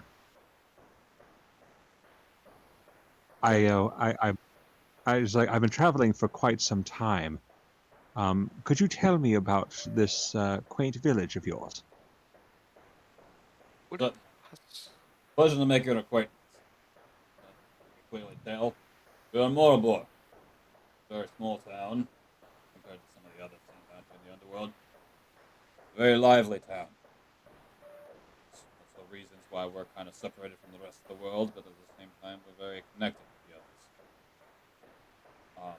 We do a lot of business, and we do a lot of, commoners would say, trade. We do a lot of things here. We do a lot of things differently. Fortunately, the king and his jarls and a lot of his noblesmen have lots of... They run a tight ship. Around here, being that you're all new, foreigners, you get one strike, fair warning, hey, don't do that. Next time, jail time. Well, What I can if assure- Greg summons Pigsy? Would Greg get in trouble for that? One way to find out. I can assure you we'll I'ma cause do no it. trouble as long as we're here. Greg's gonna I'm summon gonna walk to the Pigsy. center of town and fucking do it. I'm gonna walk to the center of town and You fucking summon really want to do Pixie. it? I'm fucking doing it. Why? Okay, so languages. Golarg is now going to be listed. He's going to speak Draconic because of him being Dragonborn. You can speak Common, you can speak Draconic by default, and you should be gaining 2 more languages. How does he get... Okay, so he gets Common, Draconic. How does he get 2 more? Class. Alright. Lavinia. What language does the fucking zealot make? So so did that guy that guy sent someone to get clothes for Lavinia? Yeah, because there was originally two town's guard that Golak had waved down, one that he was speaking with, and the one that had turned his horse around. The guy had basically just started spitting something and some sort of direct orders to him. He had asked it just to double check, make sure that he was hearing him right. And then he went off to a inner direction and this way, almost like full speed, kind of like a quick trot. The horse equivalent to speed walking. So Lavinia takes the cape off because she really doesn't care. Tits! And Yes! and she basically like she basically like hangs the cape up on a branch to basically dry. As you do so, the guardsman is gonna hop off his horse and kind of use his own cape to kind of shield block you. Have some modesty. Yeesh. Oh, and she's like, "Oh, forgive me, how thoughtless of me. I had an encounter with a mind flayer some time ago. I had lost some basic functions of that. Forgive me for my indecency." Greg sort of just walks up, just Walks up, slaps her ass. no. This So is punches how the shit out of. Greg just gonna walk up to that part of the conversation. This is how my father's old cape got dirty in the first place. Greg is now in commoner's clothes, dressed like a traveling orc blacksmith once again. Wait, what'd he say? That is how my father's old cape got dirty in the first place. Making about you having the mind flare thing. Well, yeah, like, she's like, "Oh, this is a friend of mine. He lent me the cape in the first place. He was keeping me protected from the elements. I do apologize for that." And she's like, so Lavinia's basically putting her acting skills to the test here. So Meanwhile, yeah, Brynel's she's going to shortly follow behind Greg. Yeah. It's been a rough ride. and so Lavinia. So who's summoning Pigsy? Because I know someone wants to. Oh, Jesus Christ. Me. As of right now, I can't think of any other two languages, so I'm probably gonna for him. I think those are gonna be the right now for him, and he's just gonna learn two languages. I can find 2 random languages. I mean, there's Dwarven, there's Elvish, there's Thieves' Cant. Well, I know that, but that will fit. No, Thieves' Cant is only a rogue thing. You in can't general. Lavinia, No, Lavinia, I think it'd be funnier if we gave Golar 2 random languages. Lavinia can speak. Yeah, because right now he has Common and Draconic. That's it, and I just need 2 more languages that he can learn or know. Hold on. About Dwarfish and Abyssal. Hold on. We're gonna look at the whole list on the wiki. Just keep in mind, there's more than just what's in base game. So did that guy return with clothes to Lavinia?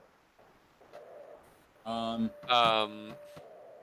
a little bit of conversing, and the rest of the party comes out into the plaza, the guardsman will come back on his horse and hop off and hand you a set of fine clothes.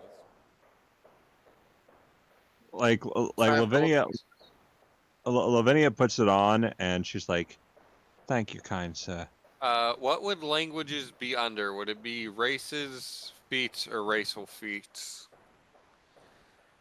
Or miscellaneous. Maybe miscellaneous because it would be its own category technically. No, it'd be under languages and extra or other. That's not an option on the wiki.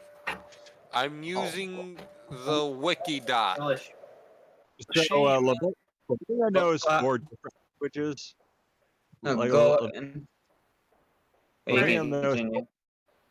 Lavinia knows 4 different languages, but I doubt that it's any of them.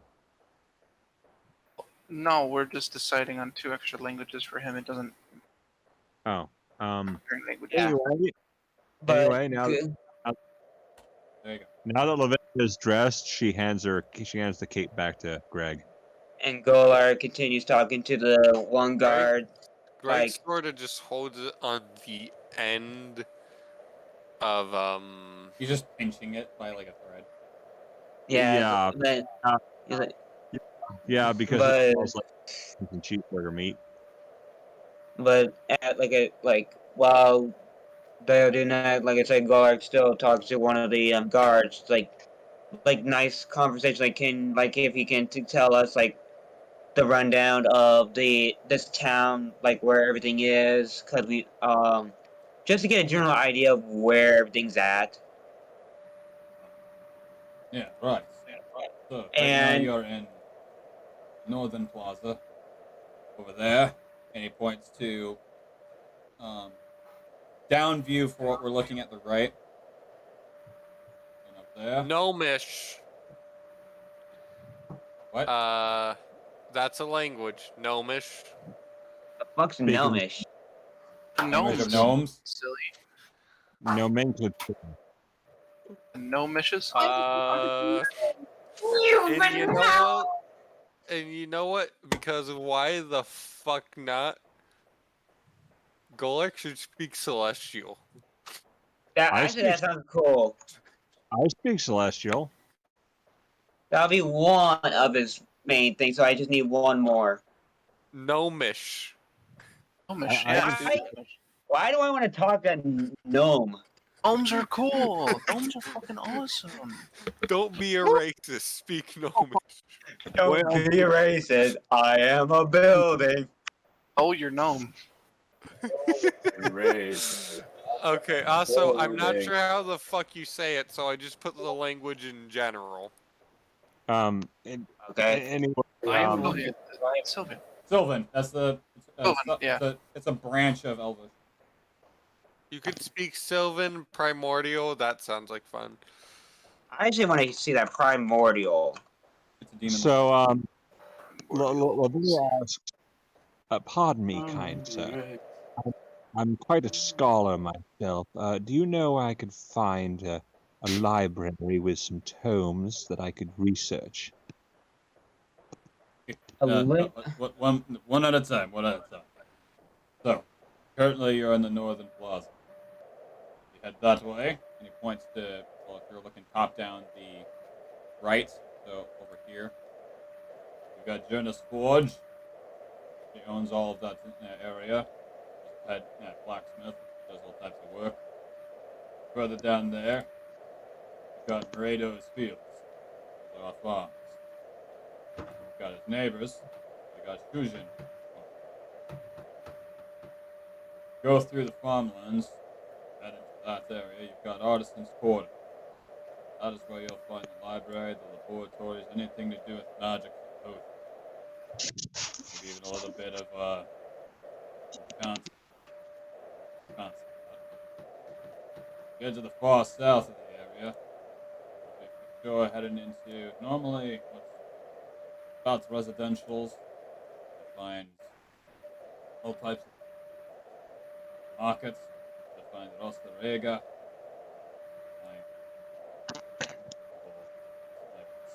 Taverns. You say so. Kind of looks around. Recommend. From. Head over to one. I have to let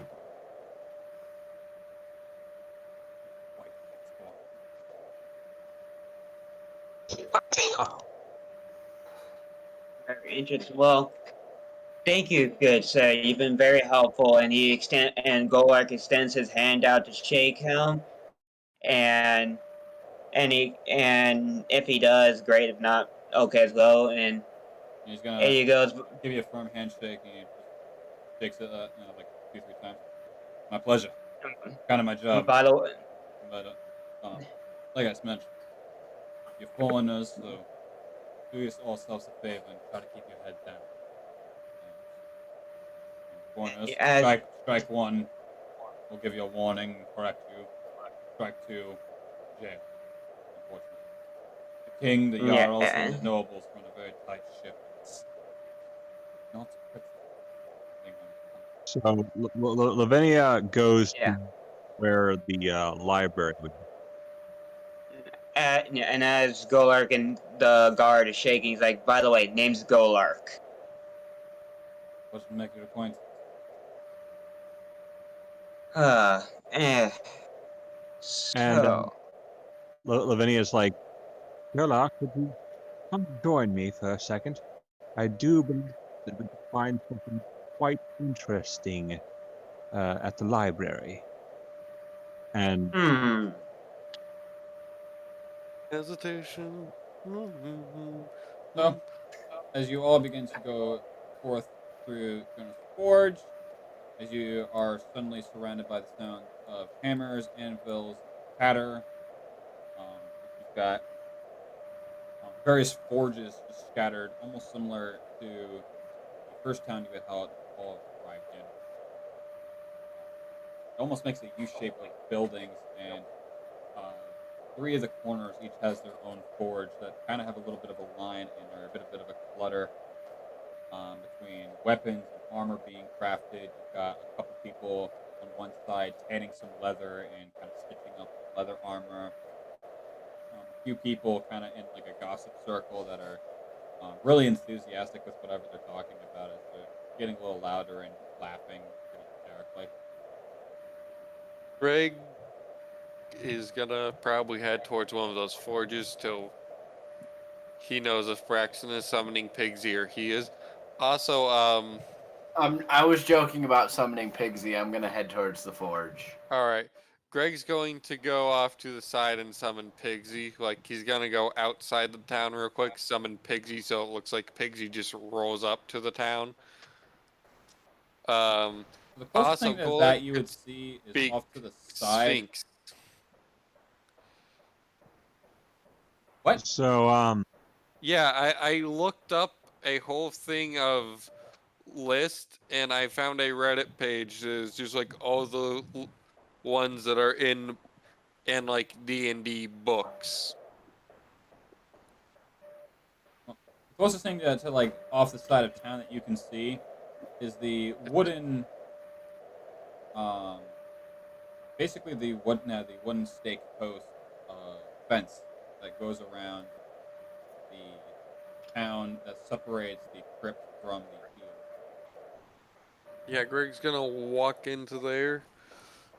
Like, he's gonna walk like a good 40 yards or so from the town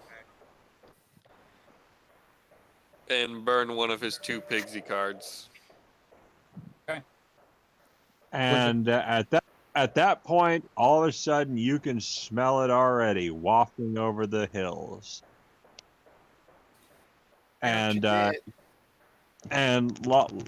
that point, like he rides into town, jolly as ever, and Coco's looking pretty good, asleep in the back. God damn it, the first thing that popped into my mind when you said Coco's looking pretty good, I was like, oh. Ow, on that slab? Damn. It's like, And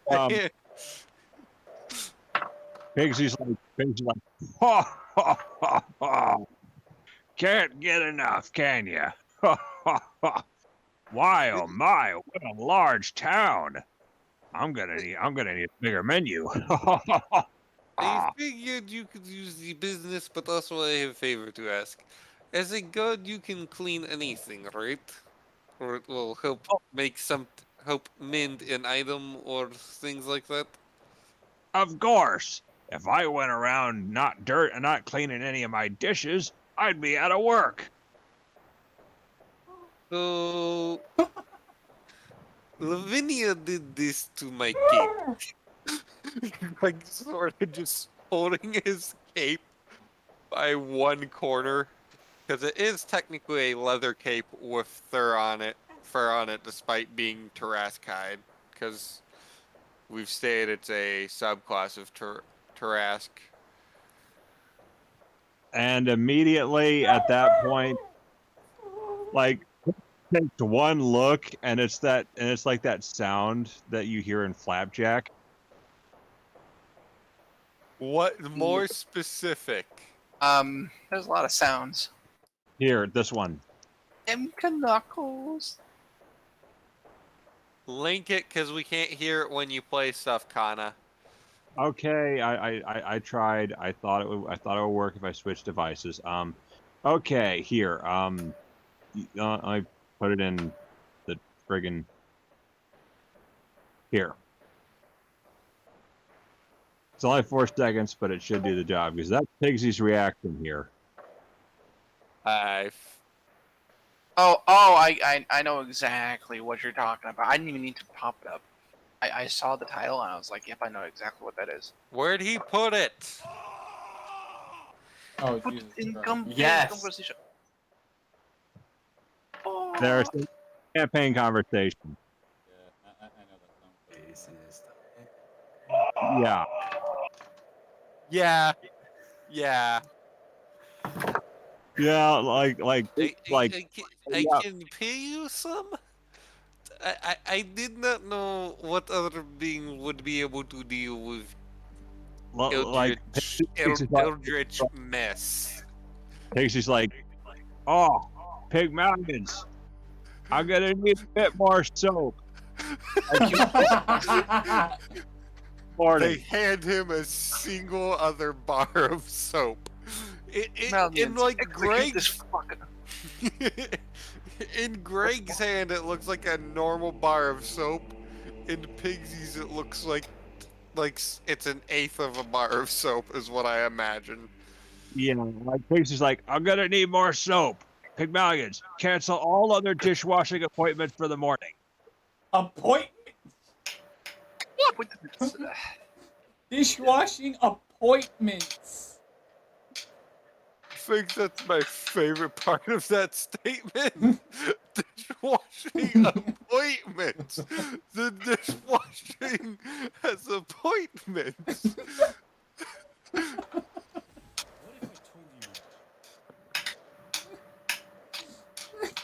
I'm never gonna forget that one.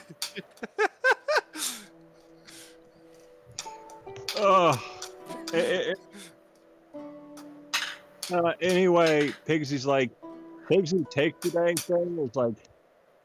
It's like, what has Lavinia been doing? She I don't think crawled we wanna into the know. grubbery while wearing it. Like, hey, Pygmalions, do we have any of that heavy duty stuff? We need to. It's like, I do believe that this is quite the slime. We're gonna need some extra stuff. This is ugly. This is ugly with grubbery spine. It's like, no, actually, I can tell you exactly what it is. Shit. So, Be honest, I'm not sure I want to know what it is. it's like, well, so he hands it to the Pygmalions, and they're like, you can see them turn a little green around the gills as soon as they take it. They have gills. No, I mean, it's like they turn green from nausea just by holding the damn thing. Okay, I took that more literally since we've established they're created creatures. Yeah, no, they turn green around. They turn green because of the fact that pigs have an extremely big amount of they have a great sense of smell. So Yeah, I know. So yeah, like they can smell that. They can smell the crap out of that thing. So yeah, they take it in, and it's like, I'm gonna need about 2 hours before that thing is clean. It's alright. I can wait that time. I can help with setting up shop in town. Free of labor charges. I Very well. Pygmalions are working on cleaning off the membrane slime. So as that's all happening and occurring in there, Golak and Lavinia, as you pass through the Grinnis Forge Plaza, make your way into the field tills. You can see that they've got a very small amount of variety of actual crops. As you can see, they've got some sort of underground vegetable that seemed to be recently planted, as you can only see the sprouts coming through, and half ripened wheat, with a few individuals that you assume to be workers or farmers or field tillers of some sort, going through and walking around with little woven baskets just arched around their arms, low tile. Is there any like farm stands or someone that will sell crops? Not here. You do not see any of that. No. So Okay. Lavinia walks up to the so, like this is where we can get like books and stuff, right? This is just the farm areas. Oh yeah. So Lavinia walks up to the first person she can find, and they perceive like what they see is essentially like a farmhand girl walking up to them, who is clearly like who has been like she's. It looks like she's been walking through the mud, or working hard in like a dirt patch or whatever. I don't know the term. Hardly working. And she's like, howdy. I'm new around here. I was wondering, where might I get a bite to eat? As you approach this little bit of an elderly woman, maybe in her mid to early 50s. Oh, dearie. So, no one's hungry, are we? Just go through those gates there. Make your way around the town. Until you hit the southern gate. Now you'll find a few places within the residencies. Now you'll find...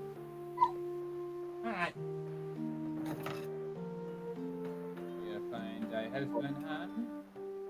And well, you have Lace's Wayside Tavern. Those are the two main big ones over there that have any kind of name worth noting. You're being a real attention whore, you know that? You're really showing off how much of a woman you are. So Lavinia is like, Lavinia follows that way to like where she suggests to go for food, because the grubbery is very hungry right now, and she had to telepathically convince him. It's like, don't you eat a single animal in this area right here. Here, eat a fireball. And this is where you enter in the artisan quarter that you remember the previous. Am I going to be allowed to go into the forge yet? No. All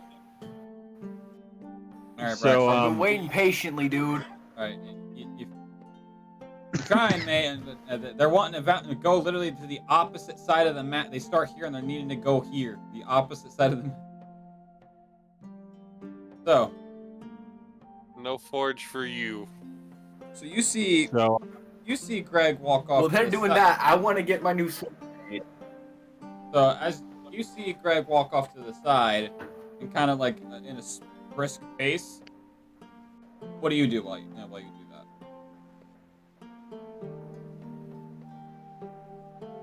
I'm gonna find the forge and I'm gonna see how much it costs to get a new sword made. I have a very specific sword I want made, Well, you see 4 forges. and I'm willing to spend extra on this.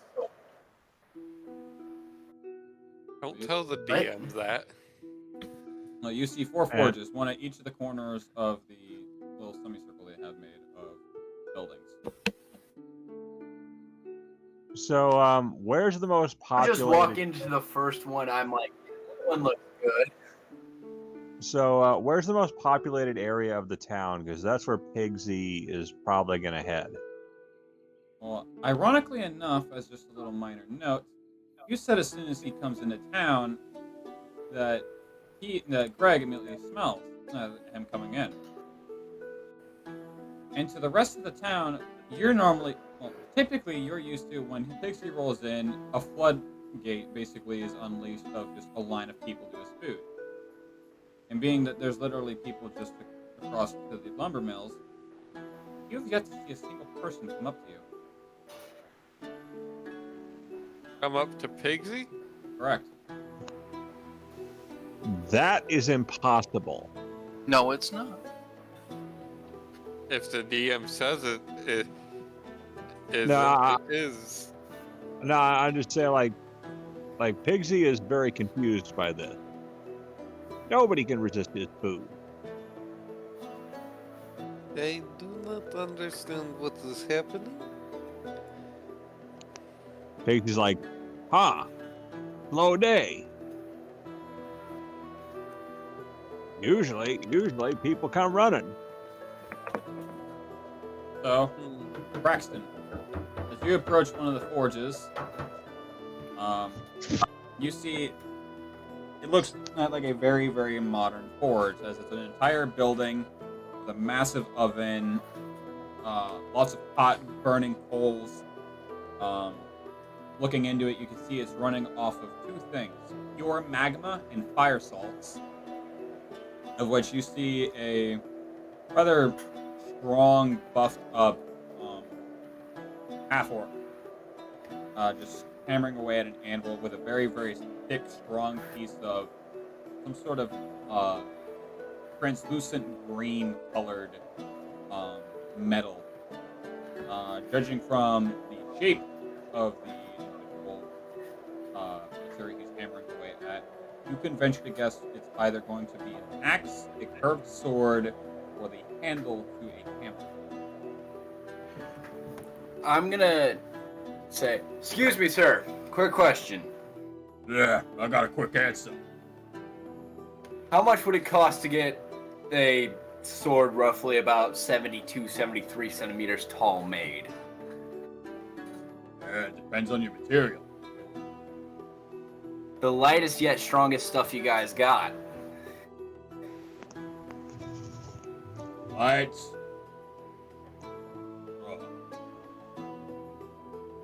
Depends on how strong. I've got things that are made of quicksilver.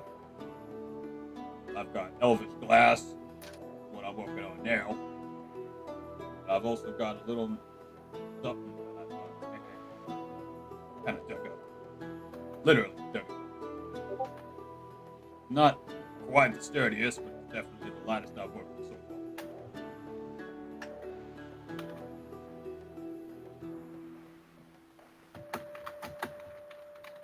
Pyro, check your DMs. That's what I'm getting for a sword. 73 centimeters, my friend? Yeah. You do realize that's 2 feet. No.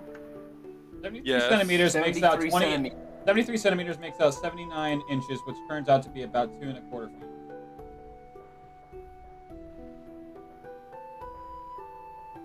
Uh-huh. Now, if you are meaning 73 inches, that will turn out to be 6. Oh, yeah. Learn Yeah, your inches in Sorry, I'm still stuck in,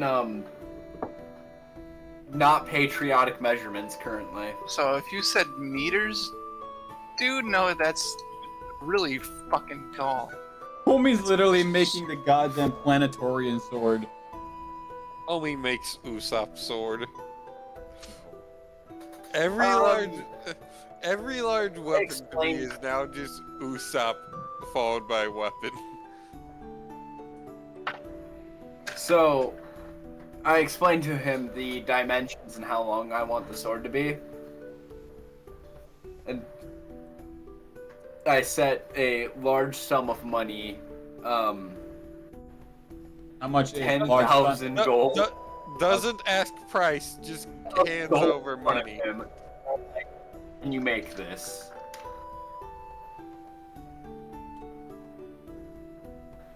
Can I? Correct. Absolutely. At the same time, like I said, I'm gonna need to know the material to give you a price. Braxton is I need absolutely some- not allowed to negotiate for the price of anything because he just started handing over money. Whatever this amount will give me, it's 10,000 gold. For that, I can give you the strongest stuff rounds, but it's gonna be hella heavy. Probably around 3,000 pounds. Like I said, I want this to be light and strong. Lights. Like I mentioned before. I've got Elvish Glass, what you see down in front of me right now. I've got Quicksilver. A little something that I've been working on. Yeah, what is he working with? Elvish Blast. material. Oh. You know what? I'll try that sword you're working with. How about that for this sword? Greg's purple sword is pretty strong. There, this is the best description I can give you for Pigsy, if like in campaign conversation. This is what I imagine he looks like, but in like a server's apron and everything. You remember that guy from Courage the Cowardly Dog, that pig that you showed us and brought up the first time Pigsy appeared? Yeah, just imagine him. Just imagine that and that. I literally picture Pigsy as that, but just like 4 times larger as the guy from Courage the Cowardly Dog. Yeah. Like that Yeah, is just how big I picture Pigsy to be. Yeah, and his rake looked a lot more awesome than that. But yeah. Second By there, the bud. way, Pigsy actually does get done with your cape early. By the way, turns out that like he actually comes out with it, and he's like, Are you done being stupid? he's like, Greg wasn't stupid. Ever? No, she was just going in circles chasing her Oh. tail. So he's like, ha ha ha. Well, I got it clean, Thank you. and now I need a new washing machine. Greg, because he feels bad, is just gonna hand Pigsy 2 platinum. So, Half-Orc kind of like just starts scratching at what goatee he has. Now that I think about it, Goatee. I could actually charge you with some of the heavier stuff. Take what I make you. Head over to one of those enchanted table places. Or some sort of enchantment to make it lighter. Look out for you. Yeah, at How that much- point, also, Pigsy's like, That's the question. Pigsy's like, oh, by the way, don't eat any of Lavinia's food. Don't get me wrong, she knows how to make food, but the food she makes, I'm not exactly sure where it comes from. I did not plan on touching a single thing she makes. Also, hey Pigsy, I lost my copy of the menu. Can I get another one? Oh, Greg just has like a Chinese takeout version of the menu. well, That's what I picture Pigsy having like a paper menu. Cause also Well, I don't remember where the fuck we put the menu at. I Well, think it was in. Let me see. he hands out a menu, and his menu changes from time to time because he like serves a lot of dishes, and DM makes the I imagine he just had like a magic like Pigsy had magic menus where it looks like it's a 2-fold Chinese, like one long piece of paper like a Chinese takeout menu that you fold in 2, but it has more pages in it than what should physically be possible. yeah, most likely. Pigsy also says, like, the last guy who ate Lavinia's cooking. You ever seen a Colombian necktie? Yeah. Wait, what the fuck is Colombia? Oh, I forgot. I travel more than you do. This motherfucker been to Colombia. His ass been. He's met Pablo Escobar. So where the fuck actually is Pigsy's menu? DM. I never had a big menu. If I do, it's buried in our chat log. Yeah, Oh, no. everything on Pigsy's menu, a lot of it has pig out in the title. Hold on, would it be from you or from Kana? Anna, Pyro, what did you I send can me? give a material list. I could give you a menu Oh, for so I- Pigsy stuff. Hold on, I'm actually searching. Okay, hold on. Okay, so I put from user and then put Kana then pig, but nothing came up. Just send a menu and like maps and hands out. That's what I was about to do. So granted, just Wait, keep in so I mind. get to. Yeah, so yeah, the numbers on the right is how much per alloy, and with what you're wanting, it's probably gonna take about 20.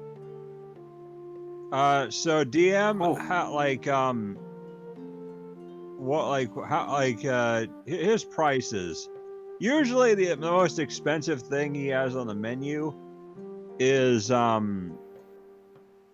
the Pigsy's Pig Out Pagoda, Mm-hmm.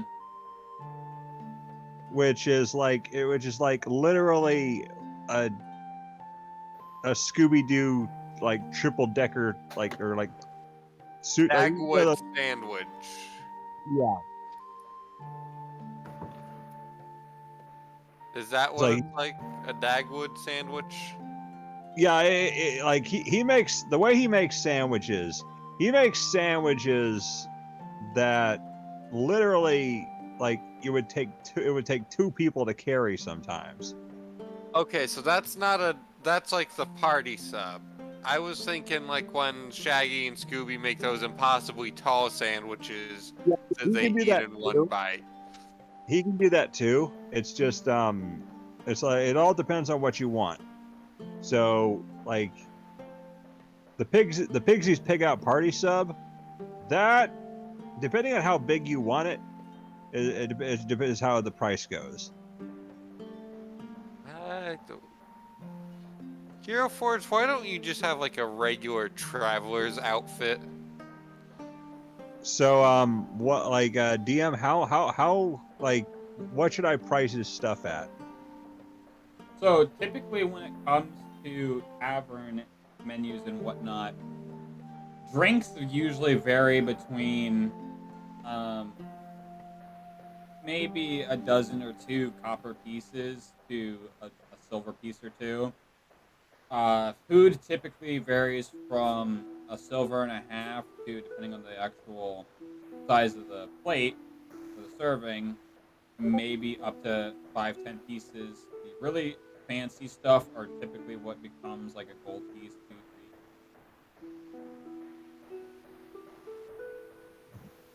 3. Also, whose dryer is just going on in the background? I have my heater going, but that I moved across my room. Something just sounds like someone's tumble dryer is just very fucking loud.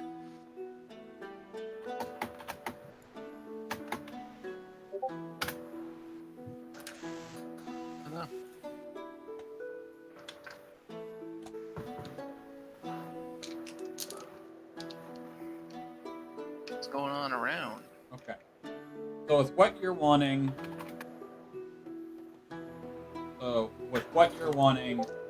Braxton, for it to be made of dark steel, and it takes about 20 alloys to make, and a little bit of leather for obviously the handling. Are you wanting a scabbard for it or no? Just some. Not like. Oh, fuck, how do I explain it? You know how Cloud holds it on his back? That. Not like a full sheath, but like a small piece. That way I can kind of just plop it Cloud there. holds it via literal magnets to his soldier armor. Oh. Then just kind of like a strap that, you know, doesn't do much that I can kind of just throw it in. So like a sling. I need Yeah, to find kinda. a glass. They don't really have a glasses style that looks like what I pictured Greg's to be. gonna cost 12K, right? I'm adding up all the additional materials needed. Alright. Alright.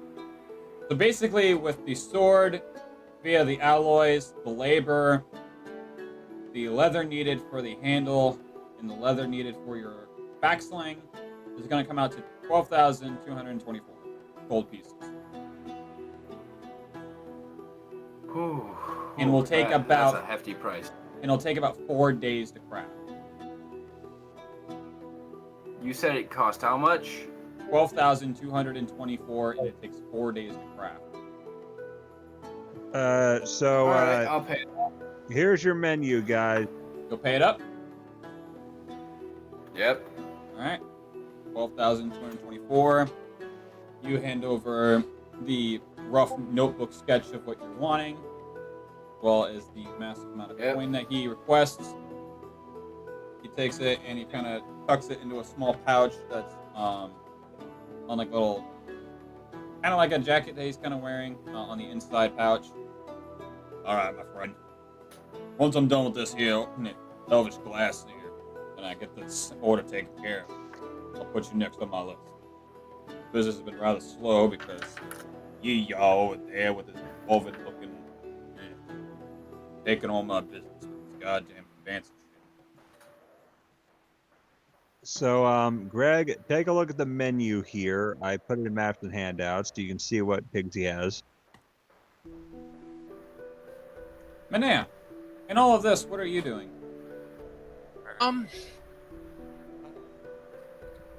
Greg will come back for lunch a bit later. Specifically meatball subs. Yes. Are we having a craving tonight? Meatball subs are crave always the violence. craving, not just tonight. Be sure for Maybe your Greg birthday. wants a I'll be sure for your meatball birthday to sub. give you a fucking Subway card.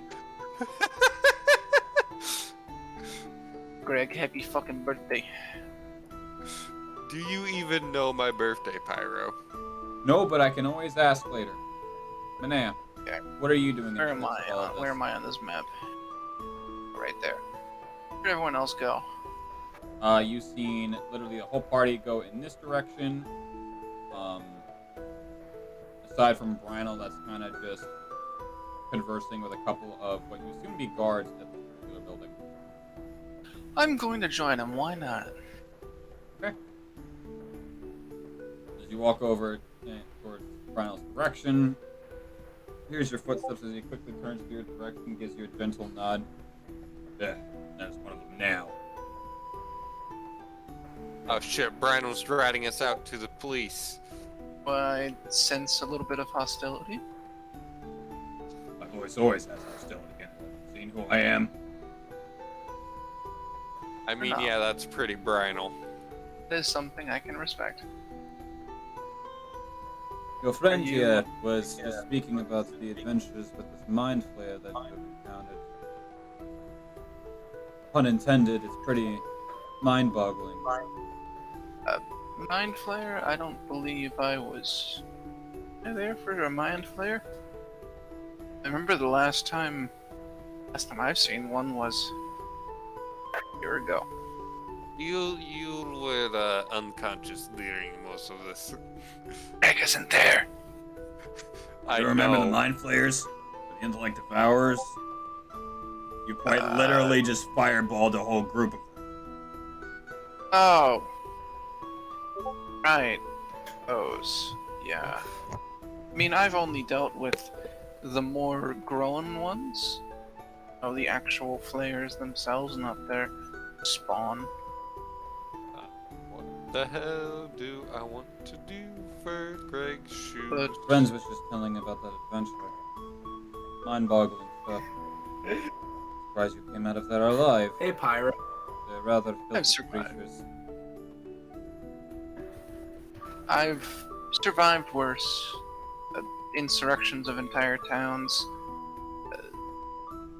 Stuff. No. Politics We don't get lots was of my...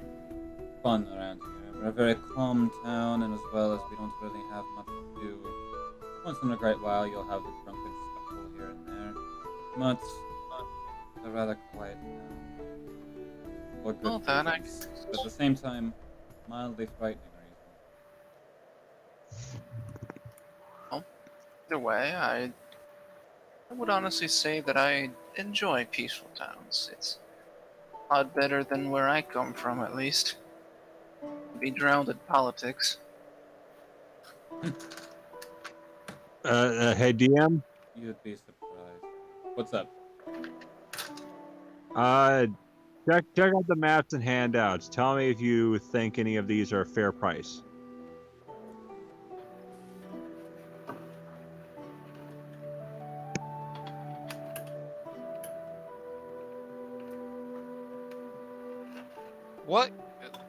What do bags of holdings look like exactly? Can they just look like any pouch, really? They Holds typically have two different forms. They can either have like the simple drawstring coin pouch look, or they look like almost like a satchel. Okay, that's kind of what I grabbed. Or if you grab the wrong thing, a satchel with a face on it.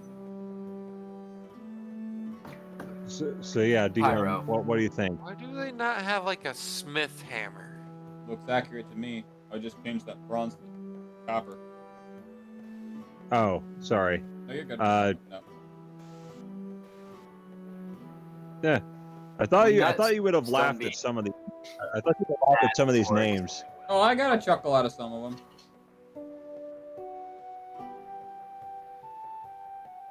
The one that really gets my attention is the. I don't even want to know how to pronounce that last word, but the Pigsy Truffle Pinota. Pinot. All right, I guess Greg's smithing hammer is just absolutely fucking massive. Yeah, that's Pigsy's Truffle Pinot.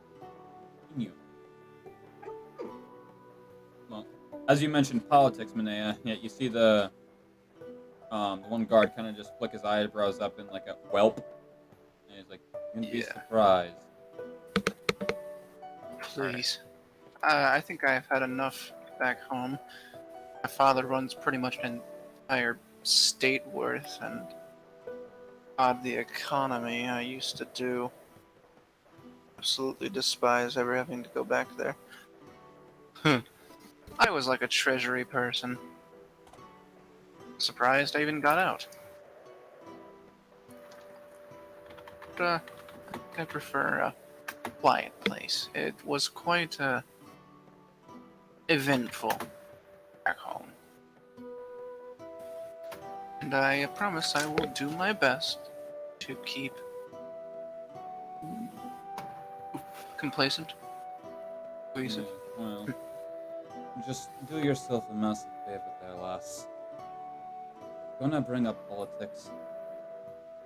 He kind of like looks around. Keep it out of your mouth. I swear you will be with it. See it twice. What do you say? Keep it out of the presence of the king. You'll get beheaded. I've seen it twice. Well, I promise you that I will not speak of politics around here. Again, So, I was trying my best to get away from it. So, I want to bring back into my life. So I tell you, so Lavinia and Golark are probably making their way. So they do find eventually their way to the actual library.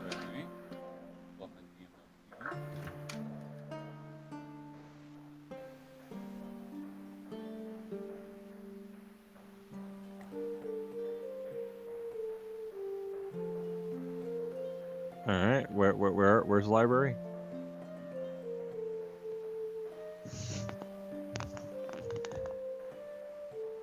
Would it make more sense for Greg to have his hammer slung over his back or attached to his hip? Essentially, where you're wanting for the library, it would be this building right here.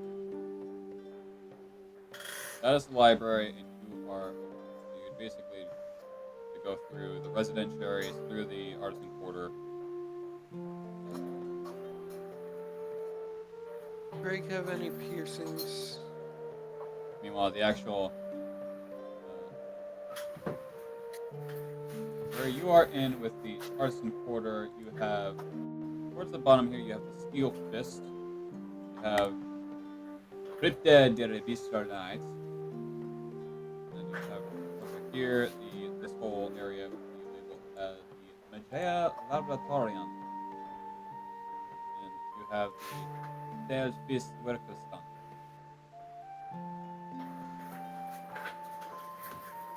So, Greg with a smile looks weird.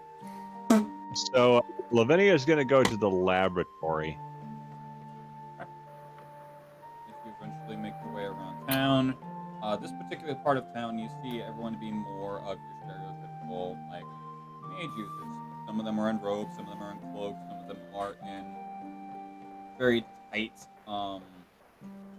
leather armor that is very light, very thin, and loose even for that dexterity, quick, easy to move around. And some of them you see in actual regular commoner clothes, carrying a couple books from home. As you enter in the Magia Laboratorium, you notice two things immediately right off the bat. First things first, these places have shelvings, literal walls of shelves of various potion ingredients. Like this would be the hot spot in the entirety of the multiple planes to find what you need for a certain brew. Each and individual one being in its own bag of holding and locked in a glass case and labeled. Thing number Lavinia, two, the area is being monitored by several. They almost look like the thing from Portal, like a little spear with a little warforged eye that kind of just like lightly floats as they kind of like patrol around.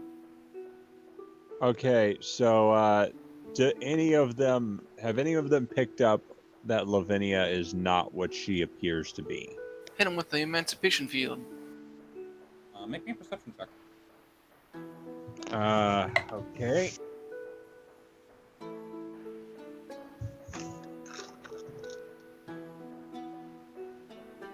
$15 plus 8. Yeah, they definitely know you are an Eldritch Abomination, but because of their coding and how they operate, they can't really do anything about it. But anytime one of these drones kind of patrol and go near your area, their eye, quote unquote, will just dart over towards you until they have to kind of turn for their patrol and they just jerk away from you.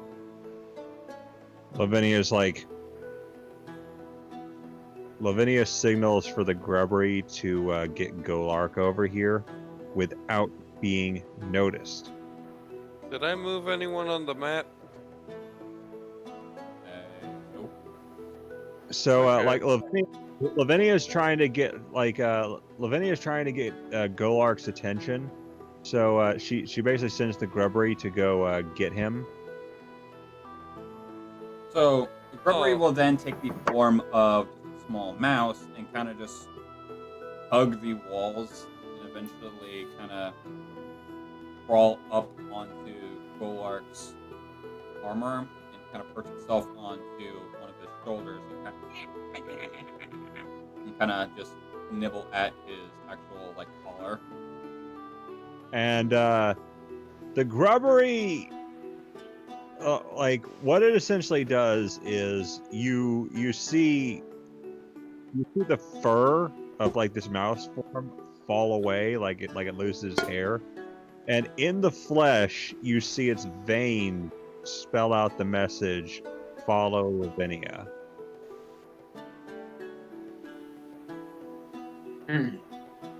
Hopefully she's not in trouble. And so Golark starts walking over towards the laboratory just to see what Lavinia got herself into. Lavinia's like, don't make yourself look suspicious in the slightest. They're watching. Like they're watching us, and they know what I am. They probably know who you are. They probably don't know who the hell I am. No, she mean Who doesn't mean Gork who? is She And I mean, Gork is a dense. she doesn't mean motherfucker. who. She means what. It's like we need to be very careful. The guard, if anyone higher up or any nobles or any guards find out that there's something from the far realm in this town, they're going to be on us in a moment's notice. So, Golark, as you enter in, you immediately take notice to the amassed amounts of potion ingredients that are completely throughout the walls that wrap around the entirety of the building. And you notice that there are several individuals towards like the back area working at some of the alchemy tables, kind of either messing around with a mortal and pestle or simply kind of just sorting through and reorganizing the ingredients, whether it be putting them into bags or simply getting them ready for either their master or a potion themselves or getting ready to brew. You see an individual that's kind of just pacing around one of the areas, of which you see another group of individuals that are working at the more alchemy tables. You can venture to guess that this person that's kind of doing their pacing is monitoring them.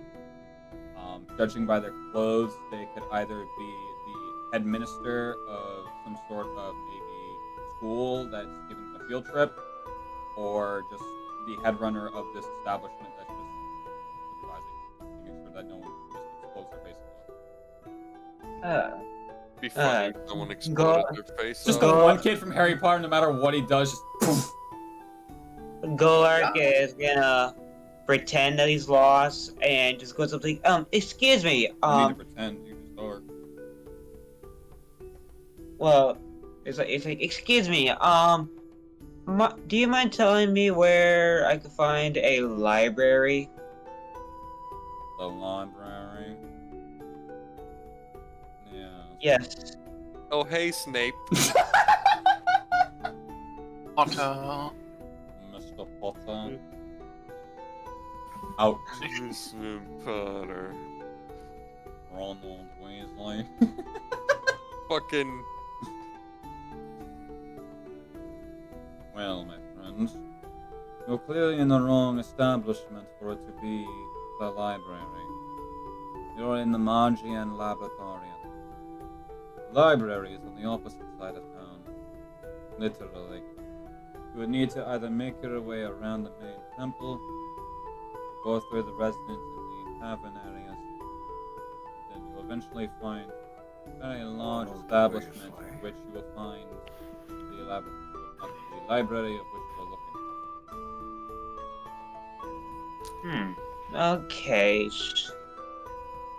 Would you mind telling what this building's about? Is it like literally a laboratory or like an alchemy shop? You and my friends are in the pinnacle of alchemic research. We do all sorts of alchemy research, experiments, that dig our fingers deep into the unknown, see what mixtures can unlast various things from everlasting stamina, mortality, everlasting invisibility, maybe even That one sounds shitty. arcane. Who the fuck said that? Sneezes because he heard someone talk shit. But he's talking shit.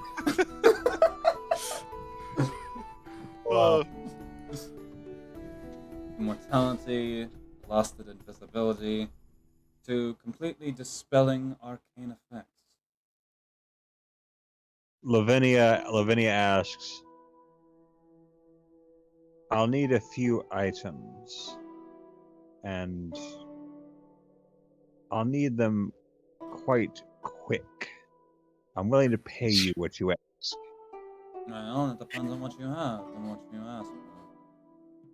I'll need the gas splatter of a blobfish. I'll need I'll need one large stomach, and I'll require Pig, beef, oxen, human. specifically a yak. And lastly, I'll need a potion for psionics. Enhancing protection. Enhancing. Well, just judging off of what all you would need, easily that would be around 7 gold pieces. Very well. And she pays what she can. As you hand over the coin, she'll kind of just snap her fingers, give a wisp of her hand as several of the glass panes kind of just open, and you see several bags of holding just kind of just fling at her. She kind of catches them just like softballs and undraw strings and just sets them down onto one of the counters, throws it back up in the air, catching another. With doing all this with a breeze, she's clearly done this before in the past, before all the bags of holding go to their respective places and then shutting the glass panes right on their own. Double checks, make sure you got everything that you need before just pushing the 3 items in front of you.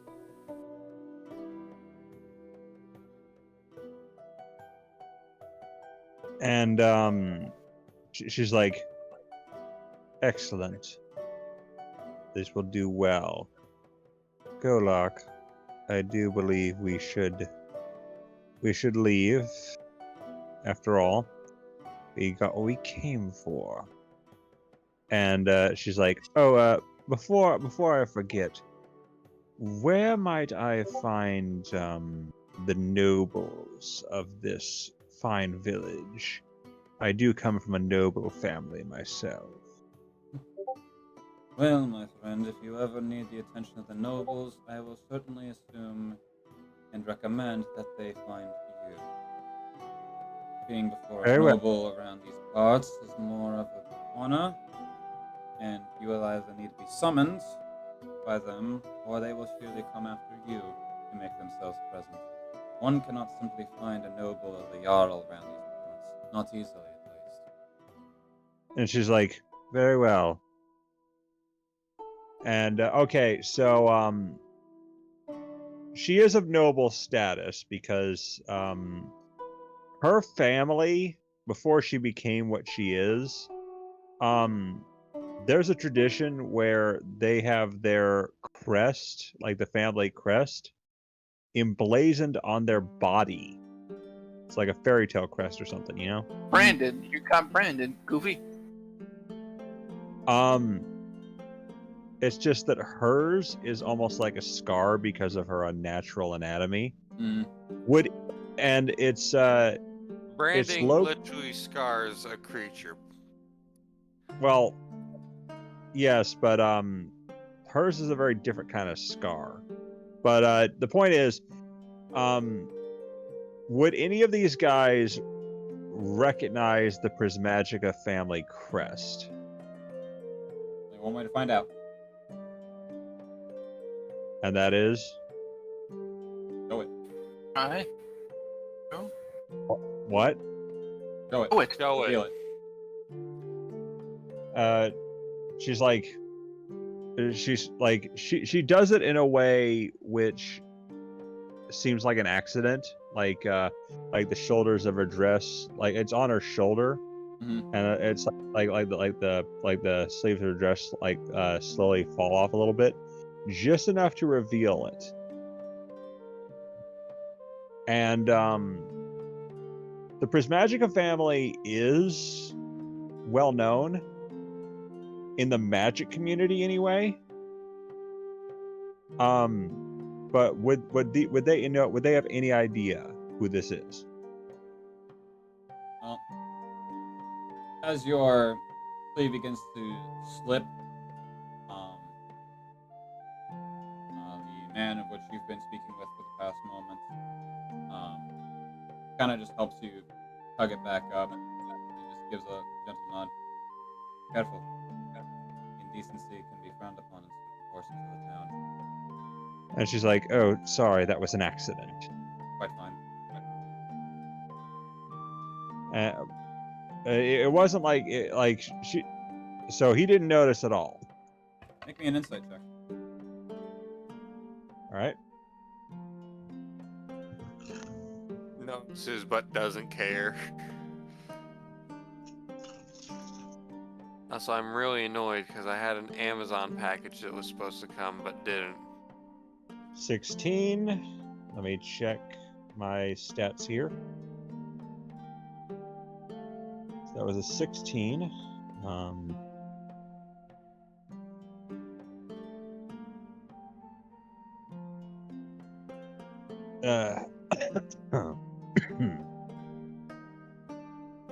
Let's see. 16 plus 5. 21. So, he's clearly noticed. He clearly identifies it, and he's clearly choosing to ignore it. And judging by his facial features, he's not wanting to make a scene. All right. So hopefully they didn't hear about what happened to the eldest Prismagica daughter, which is her. Because after Lavinia's birth, her family kind of went nuts. That's just bonkers. And Boo, get off the stage. so Lavinia goes back and she's like, they definitely know who I am. Golark, I recommend we stay close. Greg's gonna pretend he's never seen any of you in trouble. He's fucking tired of this shit. It's like, I recommend we stay close. I'm beginning to distrust this village's authority. So, meanwhile, Braxton, you have placed your order. You have paid. He's given you the estimate of 4 days of craftsman. What do you wish to do from here? Hi. Hi, beep beep. I guess. What's up? I'm gonna go find a bar. Find a bar. You can Tavern. definitely recollect. You can definitely recollect from the city guardsman of the taverns that he recommended were the Heisler Hand, and next to it would be the Wayside Tavern in the southern section of the town. I'm gonna just look for the one that's closest to me. How about that? So, Hold on, I'll be back. as you begin to venture through the blacksmithing quarter, you then have to go through and enter into the farming section of town, where you become now involved in the city of the Maratau, which you see several individuals carrying little woven baskets, some of them with crops in them, some without, some of them carrying farm equipment. To the left, you'll immediately see the underground crops that are only just been recently planted, just because of the fact that only a sprout has gone through. You'll also notice immediately the half-grown wheat. I'm gonna just keep walking. Not a care. So, as you begin to venture around, some people do take notice of your appearance and kind of give you like a weird look of like, what in the hell is one of these people around here? People do not interest me as much as alcohol does currently. Into that. So, there, enter into the next gate, which leads you into the Artisan Quarter. And as you begin to venture around, you find yourself surrounded by just an arcane essence filling the air a little bit. And to your surprise, as you are walking through the streets, you actually manage to see Golark Lavinia walking in one of the alleys, or at least coming out of and into the main street. If I catch up to him, I'm gonna just stop or say hi to Lavinia, and I'm gonna keep on my way. Well, Oh, Lavinia's like, Lavinia's like, keep your wits about you. I love how you sounded like an actual Skyrim NPC for a second there. Like one of the guards. Keep your wits about you. So, Braxton, Dang it! I'm thinking of that stupid that stupid meme where like I was an adventurer like you. Look, it took an arrow to the knee. I'm thinking of that. No, I'm thinking of that stupid meme where like I don't know what game it is, but they're like you refuse an offer. It's like, all right, now die, and then he just proceeds to basically manipulate. Oblivion. Oblivion. This is the part where you lie down and bleed to death. Ah! No. We're like the guy basically like he has a crossbow or something. Like it's like a real life reenactment. He jumps in the pool and he's swimming towards it. Like, why won't you die? I've seen it.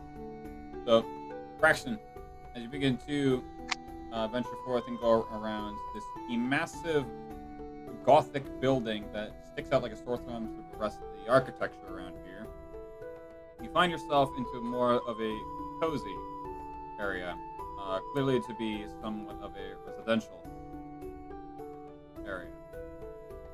As you begin to venture forth, you see a few more variety of people, as you see a couple of orcs, some elves, dwarves, humans. Every once in a great while, you'll see a drow here and there, maybe a fellow hexblood. Braxton's not a hexblood, he's a Simic hybrid. No, but they are of the same exotic family. Neat. Exotic. Very cool. Sure. Just say to myself, damn, this is a long walk for some fucking beer. This is your sobriety test. How badly do you want this beer? Yes. Oh. Do you two wish to follow him, or?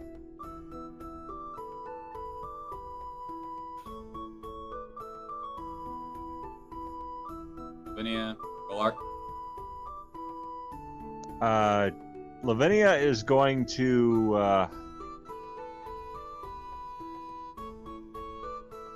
Lavinia is going to try to find she's going to go further into the village, and she's going to be keeping an eye on everyone as she's walking, making sure no one's following her, and making sure.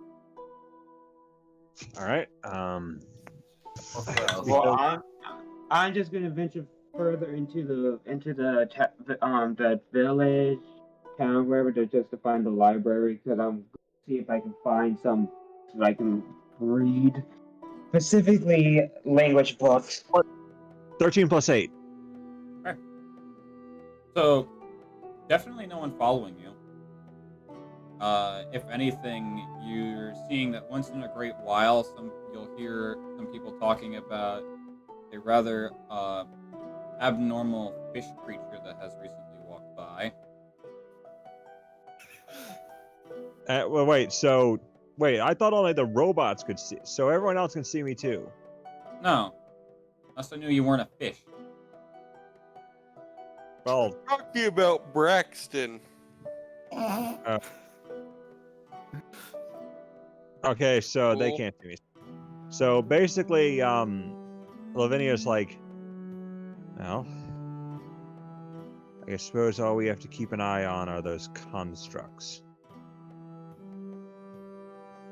And Lavinia,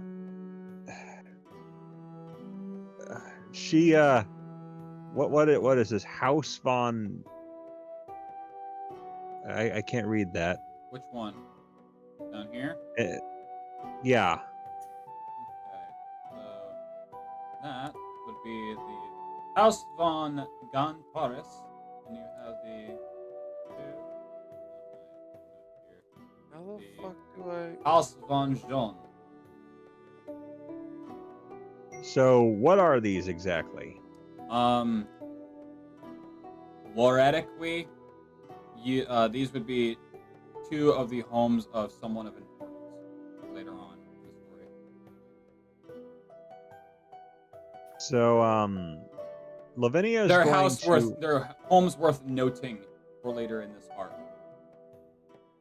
Lavinia is going to walk to one of the people nearby, and she's going to ask, and the person there, basically, like what they see from Lavinia is they see a scholarly maiden, like with like those weird chemistry glasses, you know, the ones with like lenses you can kind of like put in front of put in front of other lenses to magnify. Yes, monocle spectacles. Yeah, well, like she's like that's what they see, and she's like, "Pardon me, this is my first time being here. I've heard quite a bit.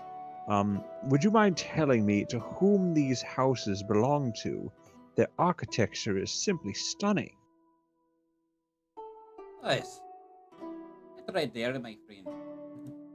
It would be the home of two of the most powerful people within this town. Would not recommend raiding them, or even going near them, in terms of hostility, at least. Cantoris. He is quite a fellow. A little bit of a hot ass sometimes, but you know, when you've got enough power and you need to run a job and you've got to put down your foot, you kind of have to be. And then you've got good old Jean. Yeah, quite the jester. Dude doesn't really know what to do half the time, but I mean, it's something that encourages combat attention. Bloody man's a genius. A genius, you say? My oh my! I could use someone of great intellect. I'm currently working on a powerful magical recipe.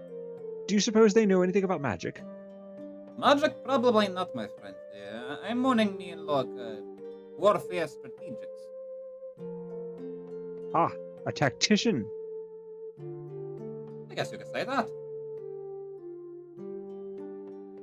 I admit I am not very well versed in military tactics, my friend. I do believe that I am more of a scholarly sort, but I am glad you told me this. I'll be sure to respect their boundaries. And she goes on her merry way, and she's like, Golok, could you come along? I do believe we mustn't be late. Late for what?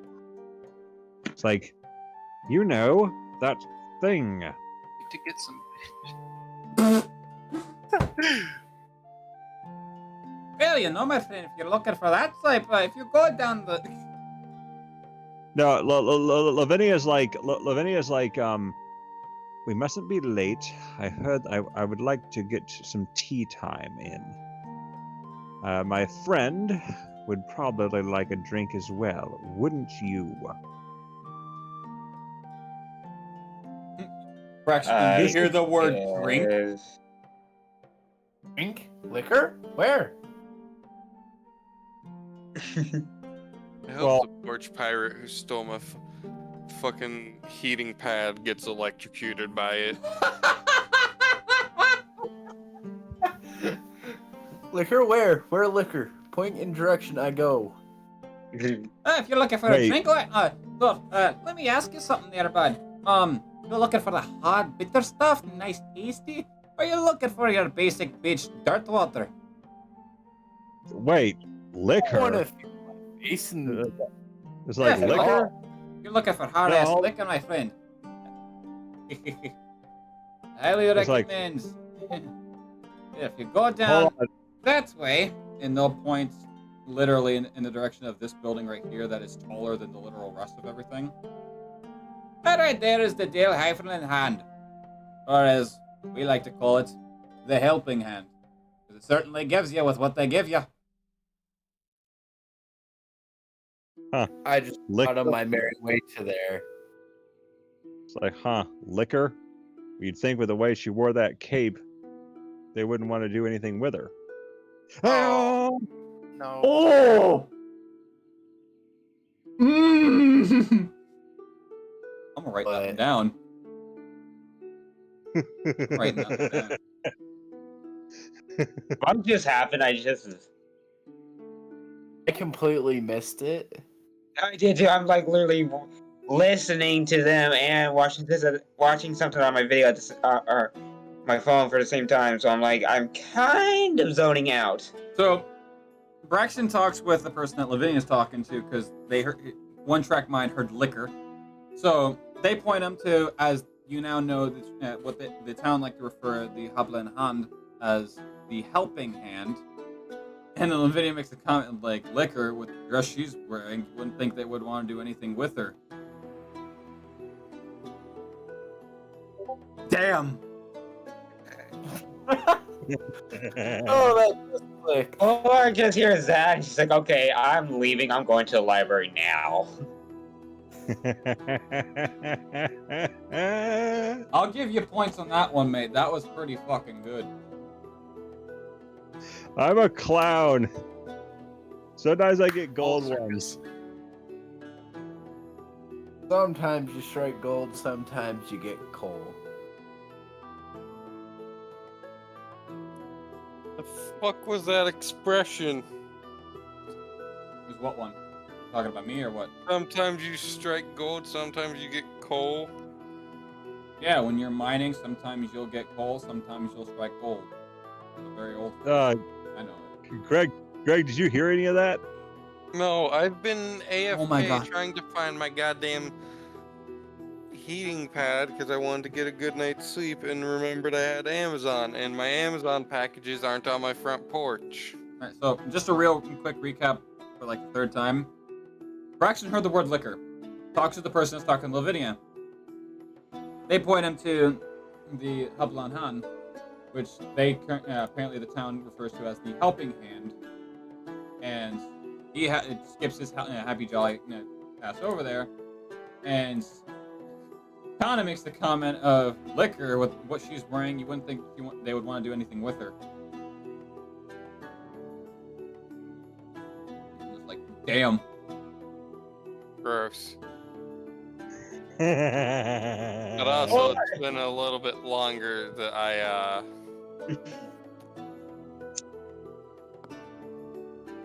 walked away. So, he points you two to this building back here. So, basically, it's going to be a walk of literally you going through the market, and that's how you would get there. Going around this particular residence, the Rasta Raga Jäger. After go like here, it's like he's just like, I'm just gonna go to the library. I'm done with this. So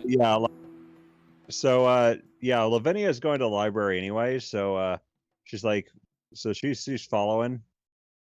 So you would pass the Roslas Jäger, which is what you would pass by first. Is this particular building. As you pass by it, it gives the very strong scent of a butchery. I guess we might as well make a pit stop for the grubbery. Meanwhile, Lavinia, you can feel down your neck just a trickle of something that turns into something running down your back. It's easy to say the grubbery is pulling back its stomach very much as it's drooling like a dog in heat down your back. Lavinia's like That is a gross description. There was a reason Lavinia's, for it. Lavinia's Some like of it looking visually, and that is not a it's very good gross thing. creature, you know. Lavinia's like control yourself. It's like if we manage to break our cover here just because it looks like my neck is sweating. As you immediately feel it shoot back up your back as it kind of sucks into your necklace, quote unquote. It's like if we become discovered in a place this crowded, who knows what could happen? I know you're hungry, and I intend to get us food. I know. After what we did to Bel Shalor, I can understand your hunger. Golak, I believe we need to get my friend some sustenance before he keels over, or before he deems himself hungry enough to seek alternative methods. I hope he keels over. Yes. You're more than welcome to join. If not, you might want to stay out here. I'm gonna go in to see if I can get us some stuff for Do the they know brewery. that Pigsy's in town? So Golak goes into the Der Rastas Jäger, and he goes up and says, "Excuse me, do you guys sell any meats around here for a good price?"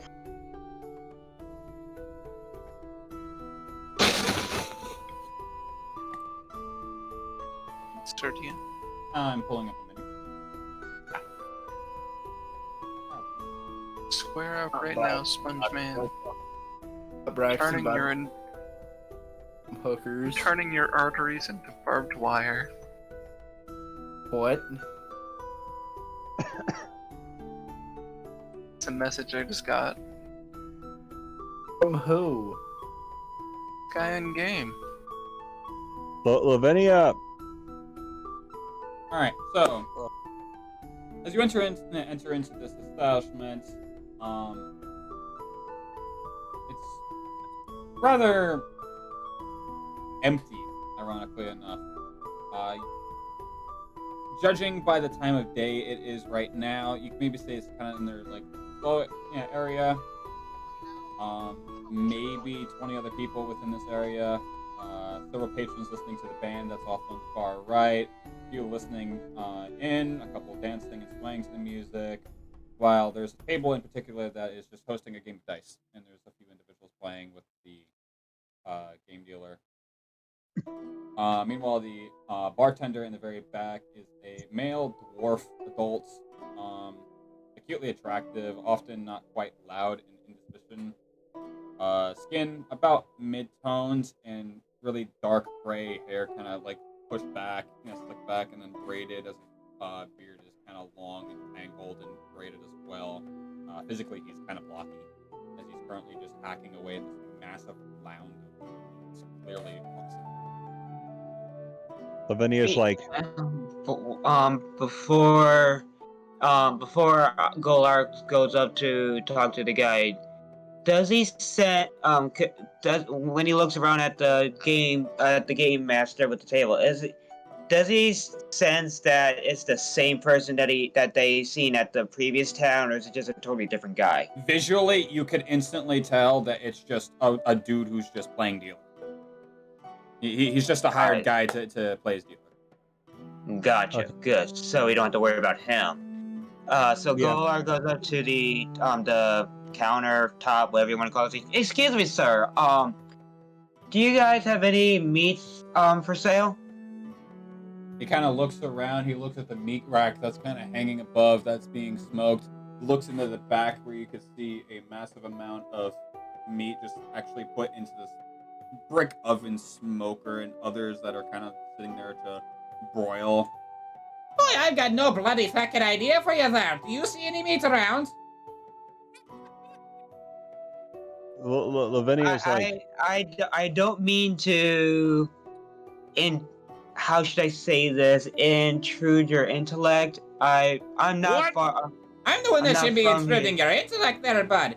You enter in my butchery and I ask me, do I have any meat for sale? Okay, Lavinia- first off, both of you are completely wrong by saying intrude on your intellect, that means you're gonna move into or break into someone's intellect. He just twisted Completely what wrong. words were thrown at him and spit it back at him. Lavinia's like, Golok, follow my lead. So this guy, Greg suddenly shows up and throws a dictionary at Gore. Just the door swings open, a book throws, it shuts. There's no point of origin. Just a book is the reason the door opened. like, dang it, you put the dick in dictionary. Hits Gore squarely in the back of the head. Where is Greg? To Gore. Yes. So, That is exactly the noise it makes. so can I see the menu if there is any? Just makes a visual onomatopoeia.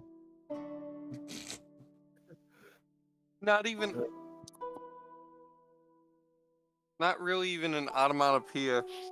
It's just a Taco Bell sound as it hits the back of Golak's empty head. Yeah, just like So where? Hey, he maybe Golak may be dumb, but he's not that dumb.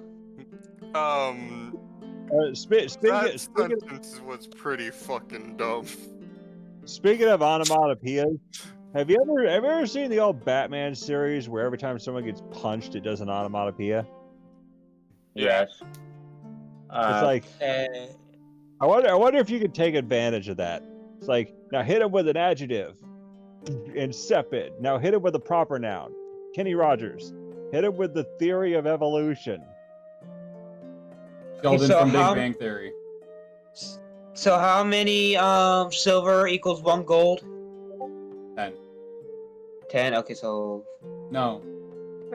10 copper make a silver, 100 silver makes a gold, 1,000 gold makes a platinum. okay, And so Golark just looks over at the menu. He's like, for our good friend, we would like one of everything, please. Lavinia's like, Lavinia, the disguise that she has chosen is specifically to get this dwarf's attention. So, what So a this redhead dwarf with big ass tits. or muscles. I imagine dwarfs would be attracted to buff girls, you know. And you're not wrong to that.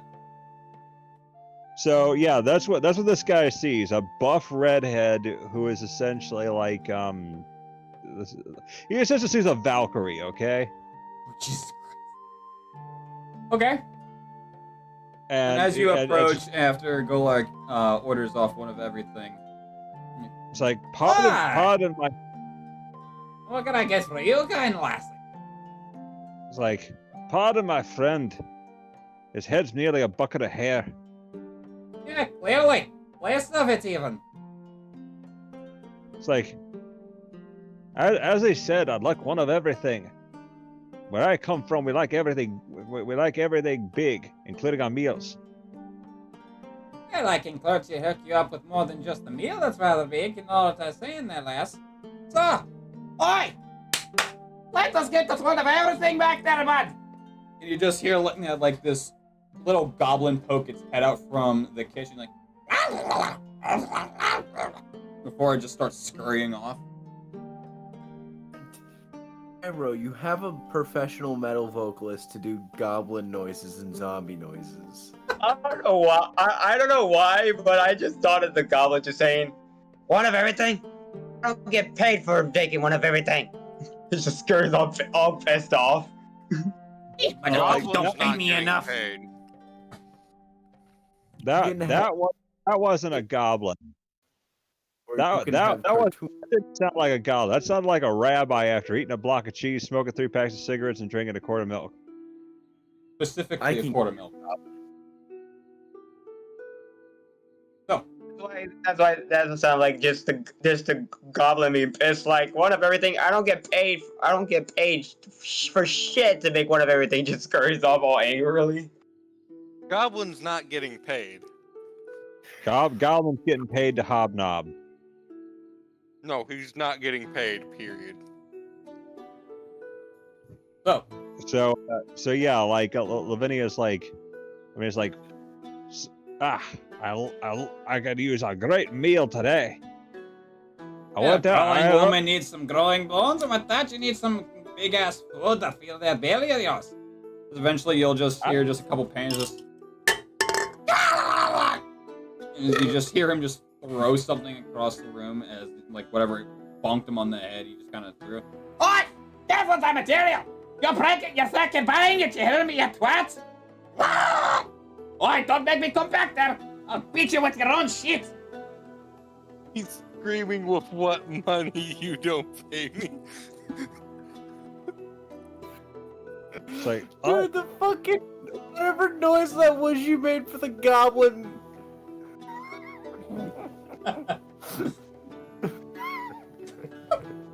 Your laugh is making me laugh. it's like, so she's like, I already went out and killed a wild boar. I was planning to make pelts with him. Ah, I got the butter there.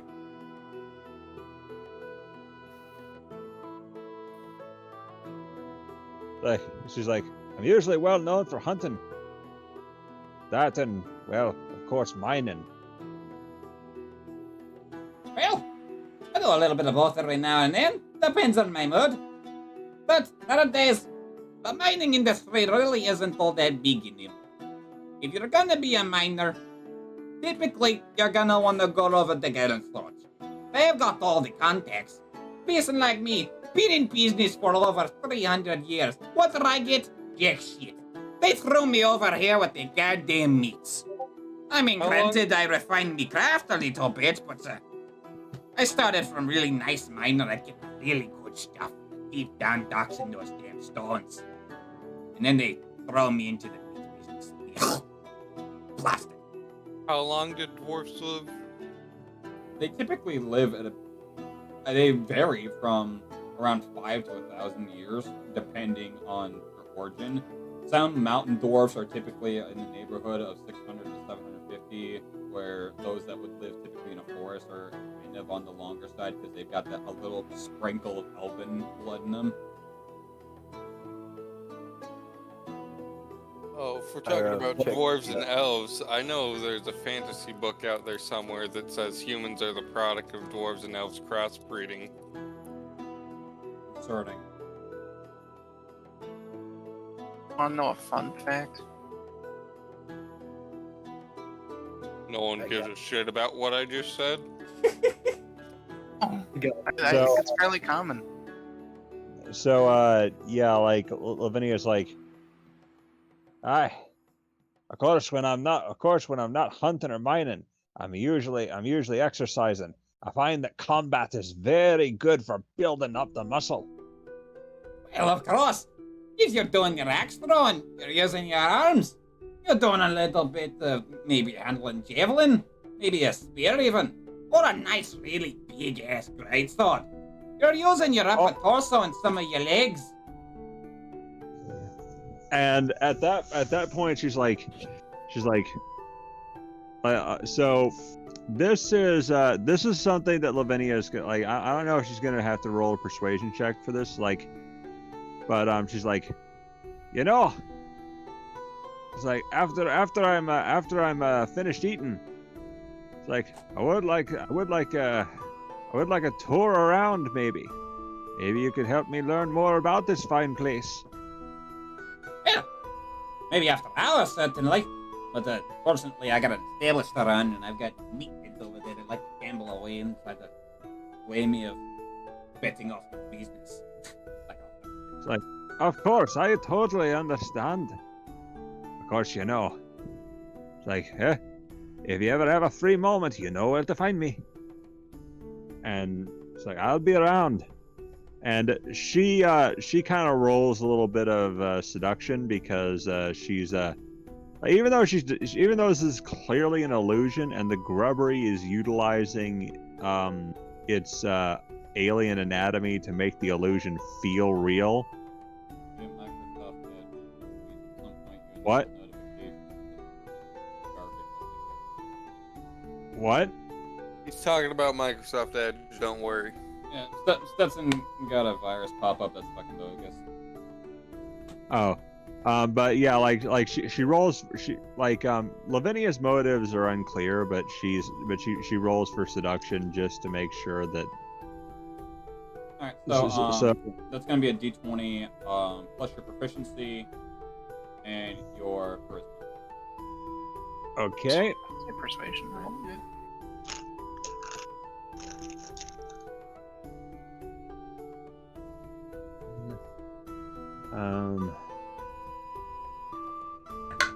Hold on. I think she has so charisma. Let's see. Being she's a wizard, it could be decently high. Yeah. No, they use intelligence. I'm thinking warlocks. Or paladins, or rogues, or yeah, you know what? A lot. Rogues use intelligence. Birds. So it's 12. Well, yeah. Unfortunately, lass, like I said, I got an established with a run. It's been a long day. I got ass hits over here. I got ass hit in front of me. And she's Hope like, asshat in front of him, he's pointing directly at Golark. she's like, very well. Well, I'll Like be. I said, after hours, I can show you around and do it. If you're the actual points of actual interest, that'll be actually interesting. But you know, can establish that run. And she's like, very well. I'll be waiting. And she goes to wait at a table for her meal. And as you sit down, like maybe like 20 seconds later, you'll see like this little goblin kind of just like bouncing and hopping like from one leg to another of what attempt is a run, and throws a couple of the appetizers on your table, and kind of like just waves his hand up in the air as he tucks the serving plate under one arm. Oi! You'll be nice to that desk, you fucking trot! What did I say? Go on, get in there before I beat your fucking ass. Goblins have And at that point, Lavinia's like, she's like, don't worry, I speak his language.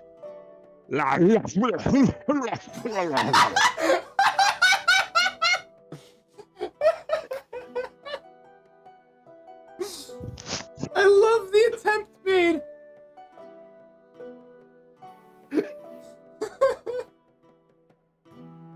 Does your green child need a booster seat? No, bitches. Actually, I'm an adult. He's the oldest of the group. But to be fair, His language, just rabid dog comes out. well, the thing is that what Lavinia said is that Lavinia said in his language that if he doesn't want to wind up as a meal himself, he will treat her with respect. And while you say that, the dwarf is gonna watch as the goblin's pupils just dilate to the size of pin needles and kind of just scurry off into the back. Oi! The fuck you said? Fucker went to tail like a ghost. It's like I merely told him that the last person who disrespected me, well, he wound up in an Argentine backbreaker. The hill is Argentine. Respectable. I can get Has down with brakes. something like that. It's like, don't worry. Sometimes you gotta be stern with them. Let them know you're the boss. I tried. The fucker just doesn't care. And she's like, so yeah, she's like, so yeah, she eats like normal, although it's mostly going to the grubbery a little bit for her though, and she's like, In the meanwhile, Manea, what all are you doing? She's probably actually gonna be following Brinal around. Is he still with the guards and shit? Let's see, what is Brinal doing? Roll his wandering. What is he doing? Well, she's going to be wandering on with him. So he I find it weird that Manea's not with Greg. This feels off. She's doing You, other you nearly things. died. He didn't. He's the new meat shield. You see, this guy, this one's the new one. Bro. Oh. Greg's used to his friends leaving him. No one can replace Greg. Especially for Manea. No one can replace Greg. So Unless he he's dies. going to And find then she'll- his way eventually into what you find to be rather impressive yet ominous. As in the very, very center of town, on the top layer, what is basically the top peak of the town, like a second story almost of a town, is a massive statue that is basically one stand on top of a stand and then the statue. The bottom stand basically has a bunch of inscriptions around it. As you read it, and if you were to go full circle around it, would tell the tale of a noble king who served his city bravely and vigilantly and had fallen to his own comrades, to which the city had risen up and overthrown the nobles to then reform a new republic and a new democracy. And the scripture of there would be the leader of that said leadership, to which the name is almost weathered away. Go ahead and make me a perception check. Let's see if you can make that out. Ooh, I love making out with statues. No. Now wait just a minute. Perception check with that, right? Like the Brax, because I'm assuming that this place has hookers. It's gonna be a 20. Let's go, baby.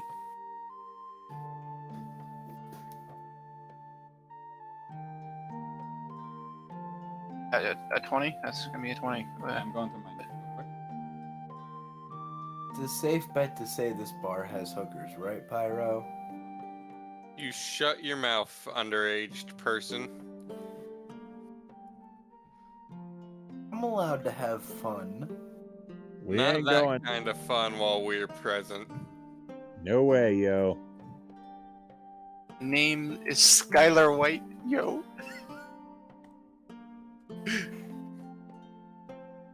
That is what you find. Your Honor, permission to treat the witness as hostile. Permission granted. I'ma shoot you in the face. Oh no, please don't. That will ruin my day. I'm going to Fire a warning I'm gonna shot. cast Mending upon the statue's plate. Unless you do so, you run your hand across the Sure. engraving, almost like you're trying to dust it off.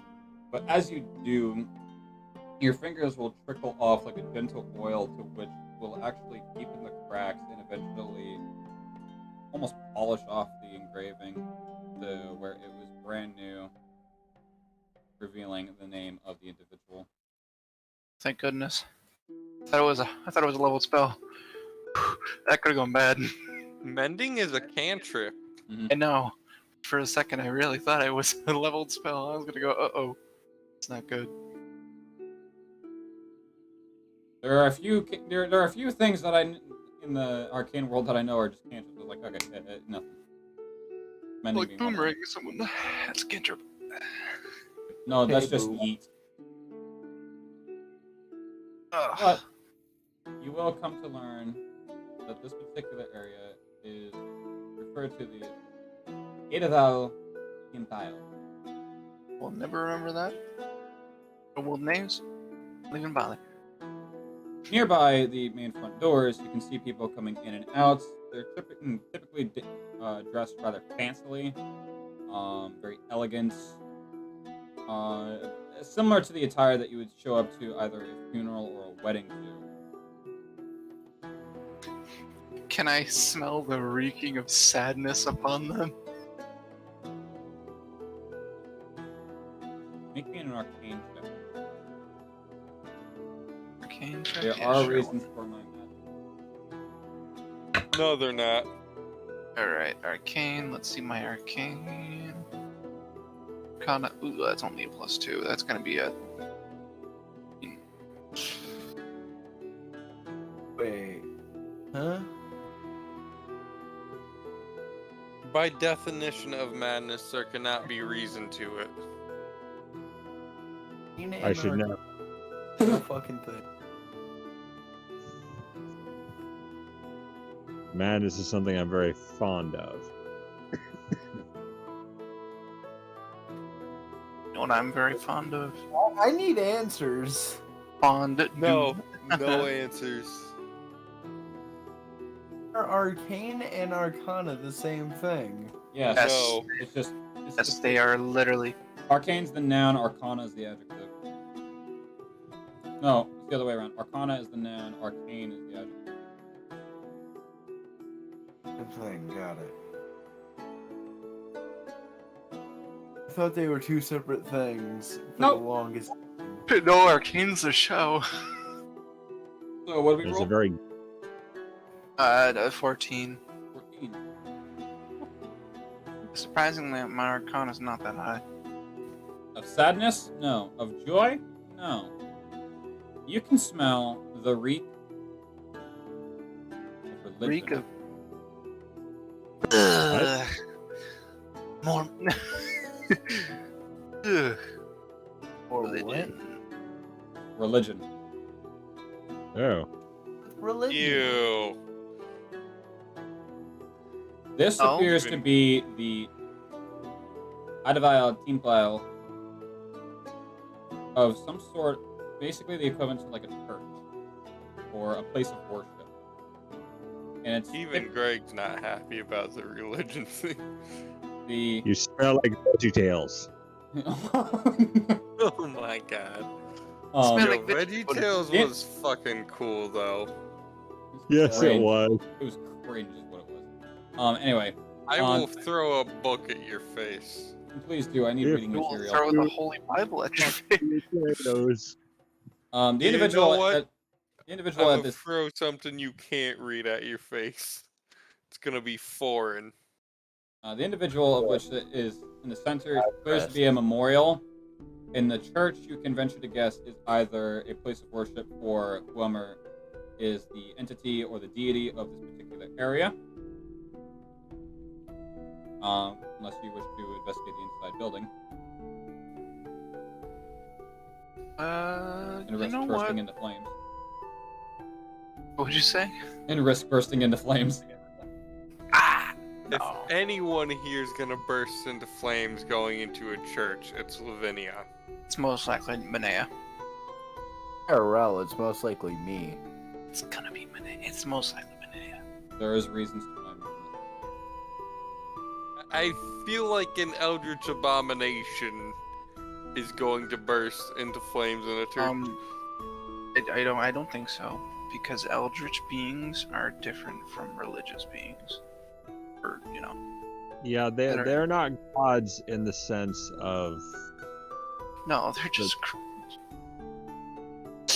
Okay.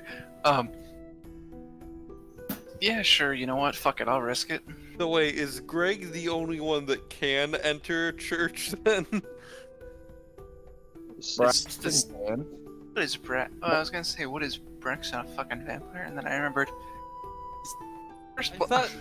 I thought he just said Braxton would burst into flames. Oh, IRL, I would probably do that. Oh, I'm actually banned from our church area. how the fuck do you do that? I want to do that.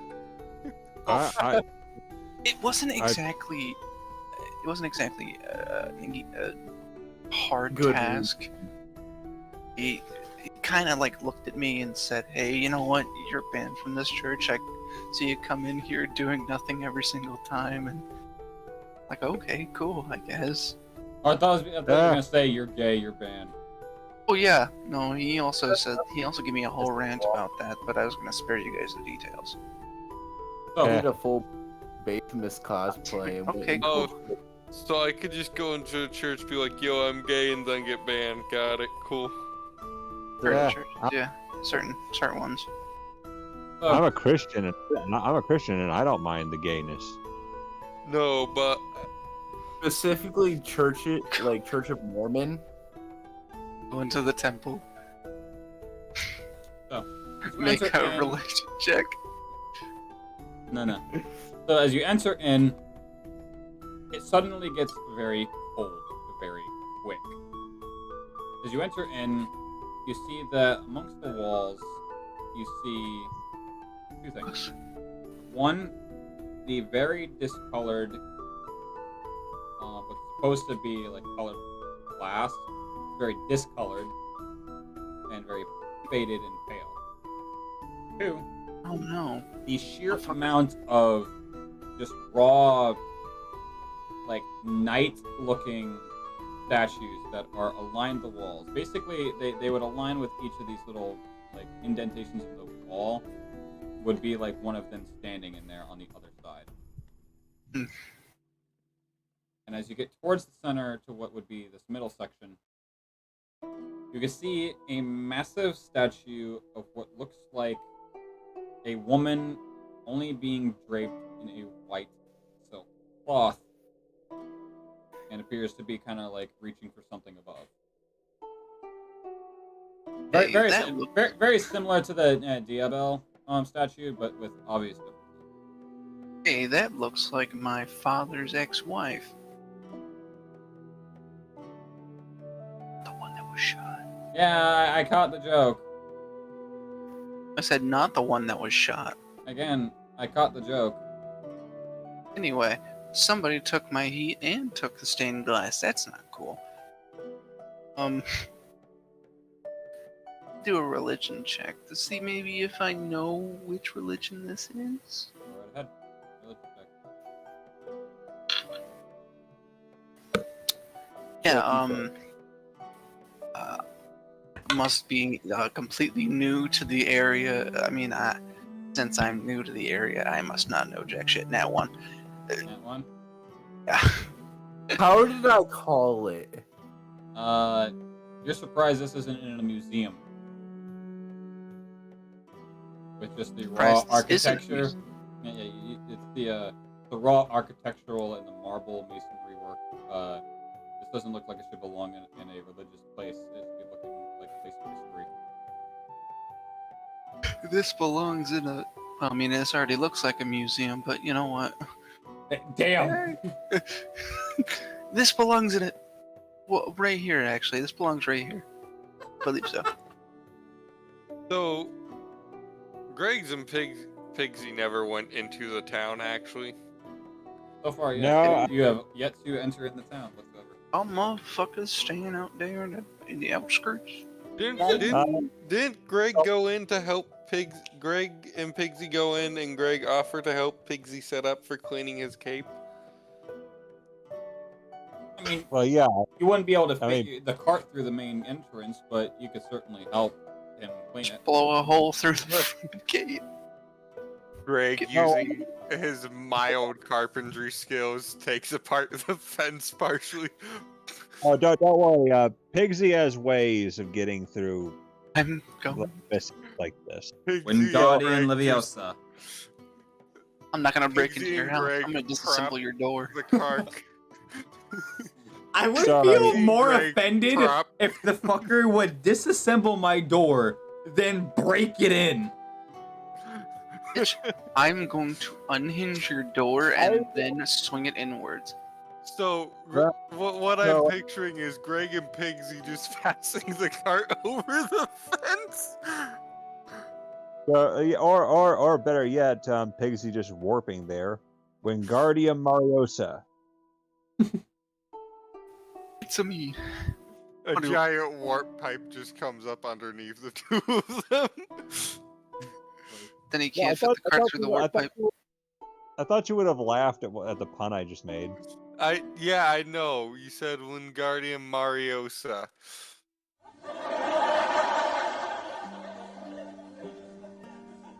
To which I shit. replied, a giant warp pipe comes on up from underneath us. I got the joke. Yeah. Essentially, yeah, like Pigsy's like Pygmalions, I require a small cart. We're gonna have to go through this the old-fashioned way. Us through the.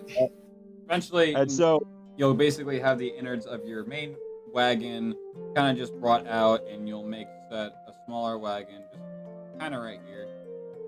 As some of the people that are passing by kind of give you like an eye of like, what is this animal doing? This is a little weird. This is goofball. Why are you getting on Cyberpunk of all things, John? Shut up. Pigsy and his Pygmalions essentially set up shop, and Pigsy, jovial as always, like, ha ha ha! A new town, a new feast. Come on, feast your eyes and your bellies. Welcome to Pigsy's Pig Out Palace, home of the best farm fresh fat fryers this side of the kingdom.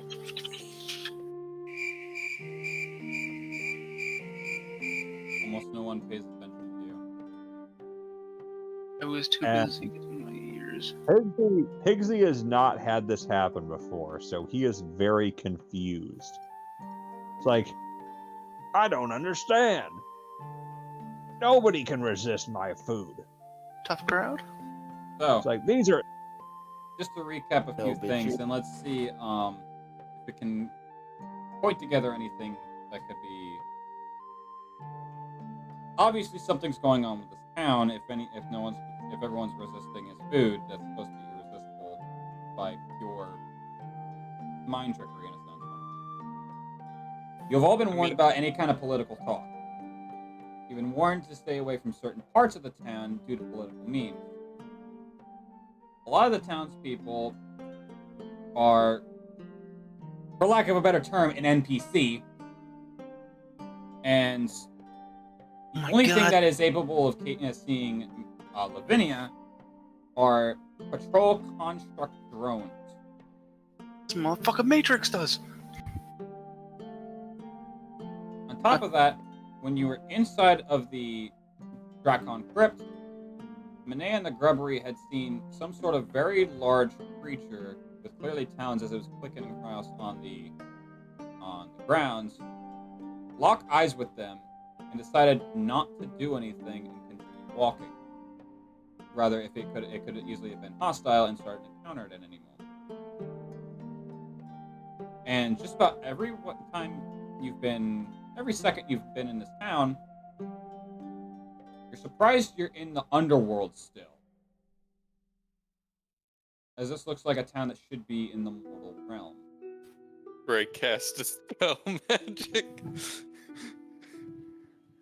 Lavinia at this point is about ready to find out what the hell is up with this place, because she doesn't trust anyone.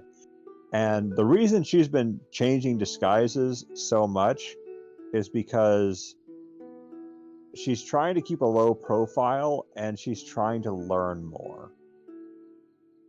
Yeah, walking around with the same Dragonborn's not gonna help that. It'd be better if you were on your own. Or just be like Braxton, have one simple interest. Bitches. Well, that's the thing is that, So Greg's gonna fuck off and go help someone go to the nearest forge after he helps Pigsy set up. So as you go into the forge area, you can see 4 forges. You see one that's being ran by a half-orc, you see one that's being ran by a dwarf, one that's being ran by a rather burly female human, redhead, bit of a half leather, half plate armor, and the last one is being ran by a gnome. Oh, hell yeah, the gnomes. What is the common recurrence with redheads this stream? Oh. problem. What you mean with? Didn't you shoot? I So, Greg's gonna go up to the half-orc first. As you approach, you currently see him handling a massive amount of.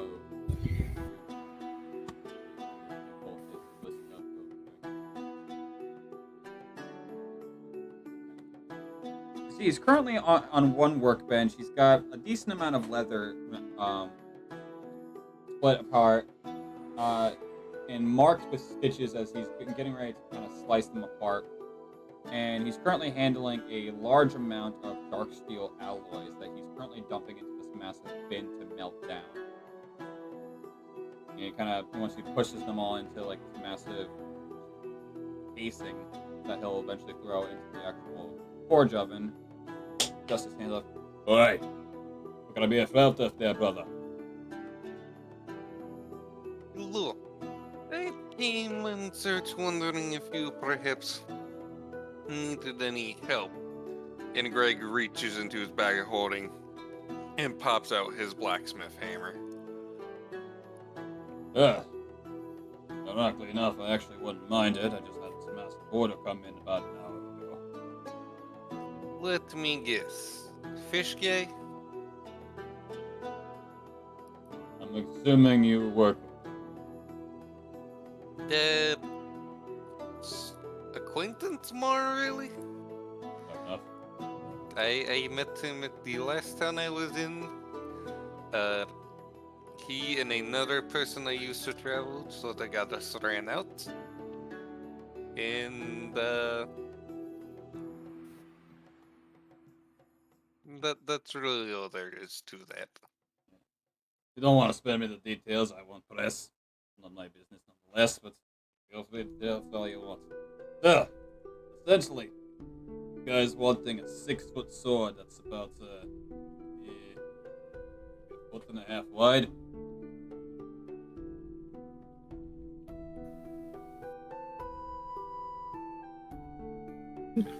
I see. That is a rather big sword for such a small man. It's a really fucking wide sword. Oh, what the fuck are you planning on doing?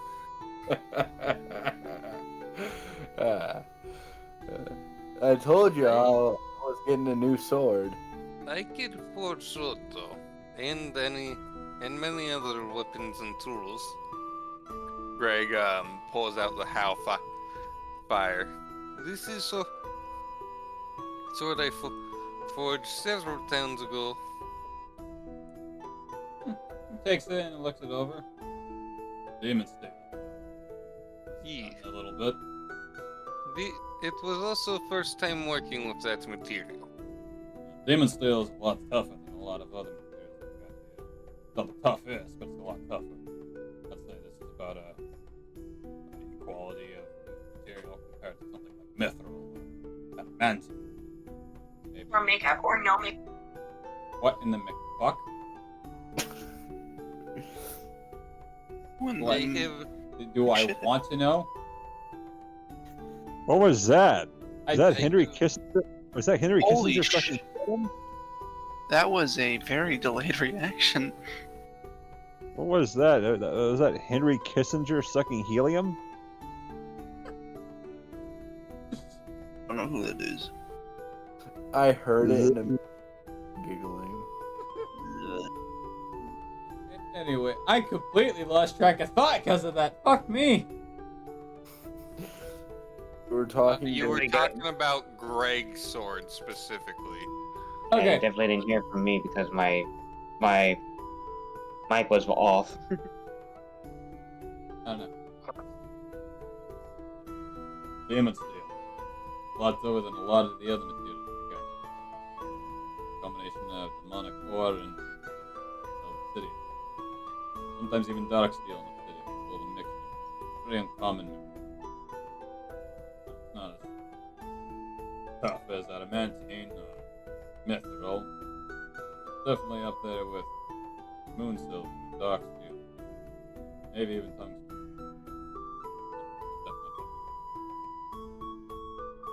impressive.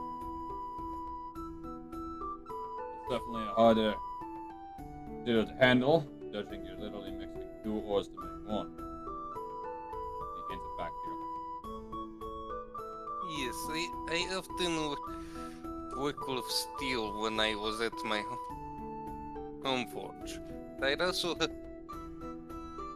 help an old relative of mine to make something he called electrum, a combination of silver and I think it was gold. Yes, gold. It was very much gold. Electrum.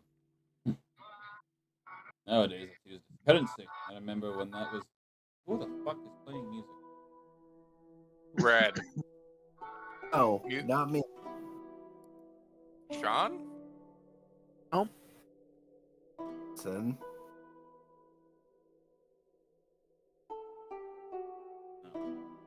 But God fucking damn it, that's twice now. Didn't even hear anything. Electrum.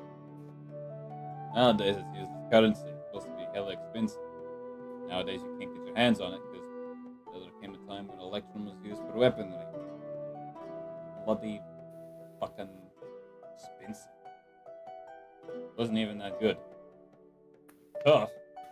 But the only difference between steel and Electrum back in the day was the weight. That's what everyone wanted. They wanted Electrum because it's tough as steel, lighter than a feather. And then eventually everything just got depreciated and turned into currency essentially. You could literally melt down an Electrum sword and start literally minting out coin.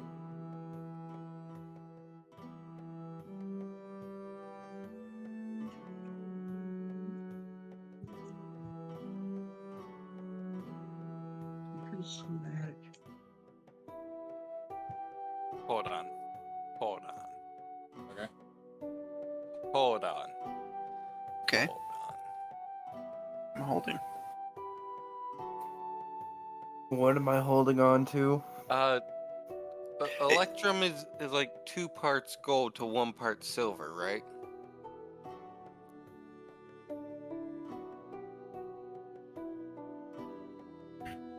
Hold on. Electrum is a naturally occurring alloy of gold and silver with small traces of copper and various metals. Composition: Electrum consists primarily of gold and silver, traces of platinum, copper, and other metals. It is about 20 to 80% gold and 20 to 80% silver. These are strictly called gold or silver depending on the domination of the element. Other analysis of the composition of Electrum using Greek coinage dating back to beyond 600 BC shows that the gold content was about 55%.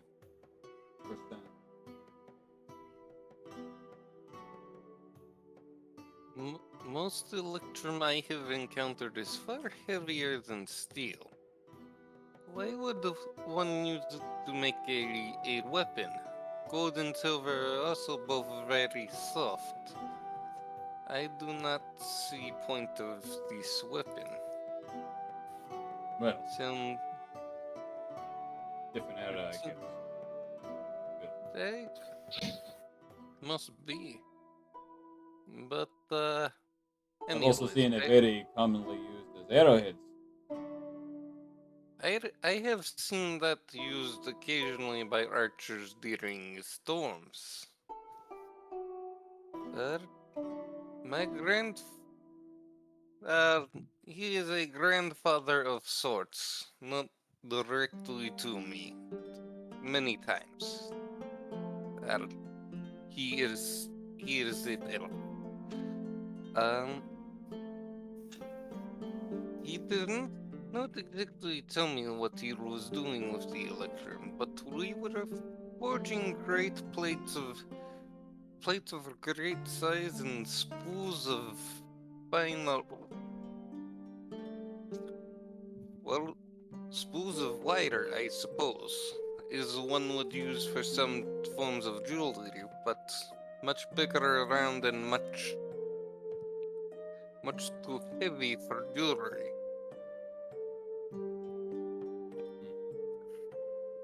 Greg sort of wraps his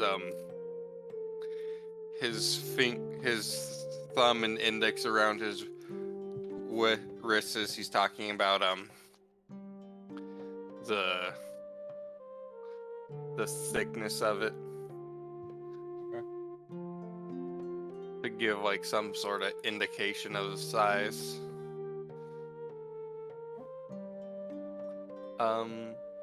But yes, I can help forge with a great many things. I have been taught smithing since I was I guess since I could hold hammer. Well, he certainly accepts your help, and eventually will begin kind of showing you what all he's wanting to do, and relaying the information that Braxton had relayed, and what he's wanting for a sword design. And that is where we will end this session. Hey, I know that fucker.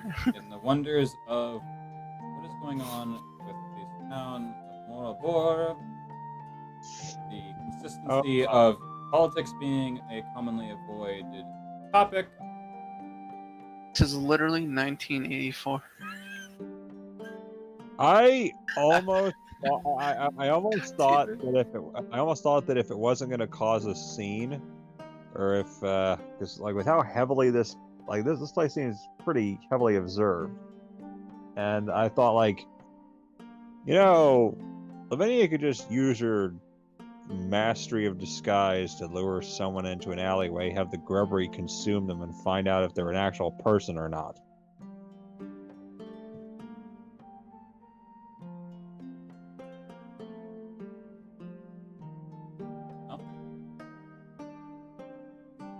I am simply the narrator, and what happens based on your choices, which you will decide.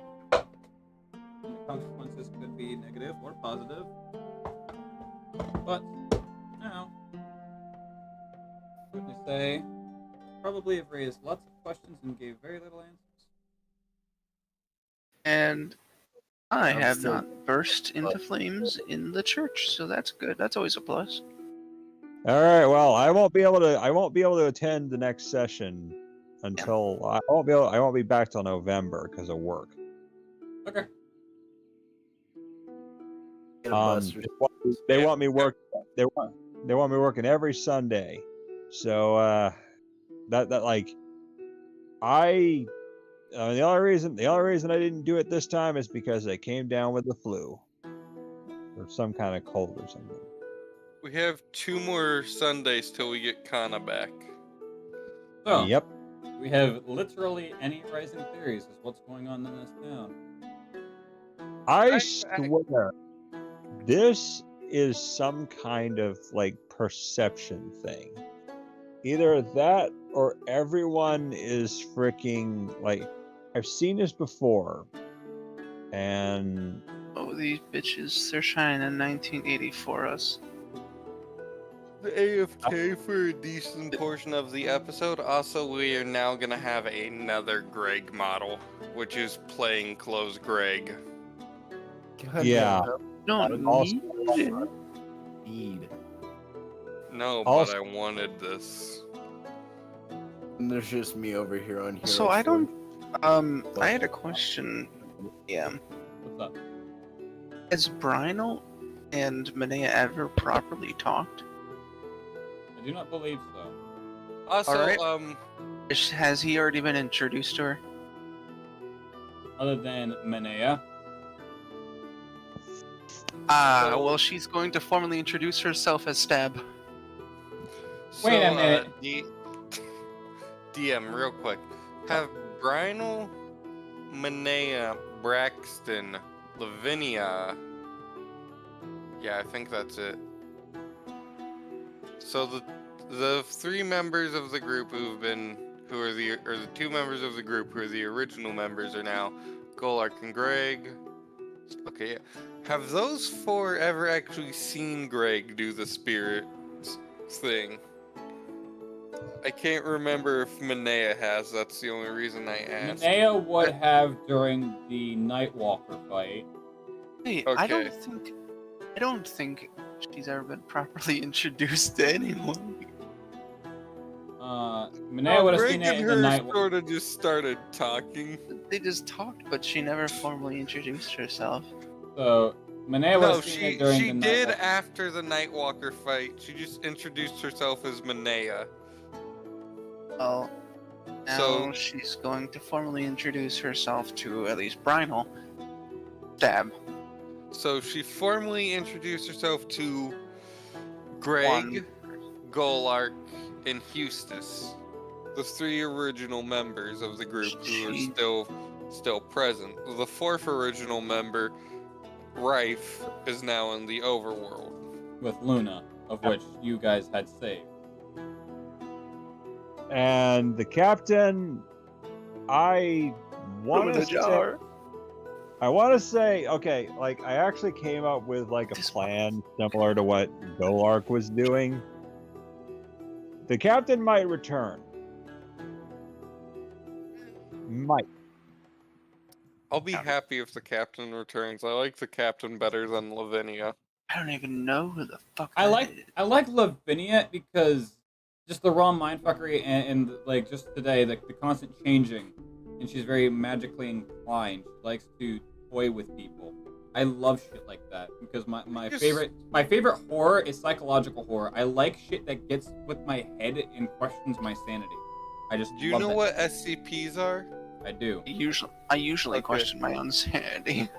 Okay, good. But also, I just like Eustace. No. Well, I have that he might be back. He might at some point. It's just So, DM, you said that Eustace was going to become Dagon's eternal assistant. Right. well, here's the thing. Dagon is his kind of patron, sort of. I mean, after he landed on that island, he kind of owed him a favor anyway. Dagon's just been kind of like hanging around him. But he owes him a favor, makes him his bitch. it's not like Dagon really like Dagon is. It's kind of like a begrudging thing, where he just kind of goes with it. But right now, the captain has returned the Book of Forbidden Knowledge, known as the Necronomicon, to Mordenkainen, the only person who'd probably be able to keep it safe. From there, I know what's going to happen to him, and I almost don't want to spoil it. Let me guess, he dies. No. I almost don't want to spoil it because I thought it was really clever. I really want him to somehow become immortal because I want him to be the pirate captain of my character's pirate crew. I will tell you this. When he does come back, he's going to be full-on pirate again. Hell yeah. I want Like- a mortal pirate Eustace just so in the future we could have Victoria just be like, hey guys, here's my crew so we can get around the continents. It's just we have Captain Eustace Blackwater just chilling. And then we have Greg the Savior meet him. It's just like, you seem familiar. Okay, frickin', I can't stand it. I have to spoil it. What I initially planned was at some point, like later on, maybe in the future, you were going to meet a character named Sister Eunice, who turned out to be a tiefling. Uh-huh. But at some point it would be a surprise twist. It's like, allow me to introduce myself. Captain Eunice Darkwater. He was a his last trap name- the whole time. No, Damn. actually, remember when he was trying to turn himself into a succubus? Yeah. The fuck? Oh. So he becomes. Why didn't he become an incubus and just stay as Eustace Blackwater? Oh well, the reason is because like he finally found a succubus potion that could turn him into one. The problem is that well, he kind of he kind of almost became a tiefling, but it leans more towards succubus than tiefling. But he's still very much the same captain you know and love. More Just towards now He's succubus. now female. yeah. Just Greg will your be cat- very confused. Sexually confused. No, just regular confused because Greg already Eustace, has good a buddy. I love you. I Fuck. missed you. Why am I horny? Fuck. Yeah, like Fuck I it. mean like Orcs do If- not use wedding rings because I just realized I forgot to put a ring on Greg. well I mean That's actually canon. Orcs don't first- use wedding rings. They don't. so- They usually symbolize their matronage in either necklaces or sharing the male side of the family crest within So, clothing. That is actually canon. I see. So Oh. we're just gonna go with Greg's necklace. Just so happens to be in his bag of holding because so I'm not fixing the model because I've already downloaded it, and I can't easily put a crest on models in Hero Forge because Hero Forge is a So, little lame in that Department. yeah. initially Details still need some work as a I think it's I funny. found that this plan was a lot more preferable to my original plan, where it turned out that Captain Eustace Darkwater was female all along, and was just kind of playing along. that But, like, would have been wait. So I just designed the Eustace model for no reason then. I didn't want to spoil that right away. God damn it! Stop! No. Okay. If you change your character and don't I tell did- me, and I make characters, I'm going to be more annoyed that I spent money that's not going to be used.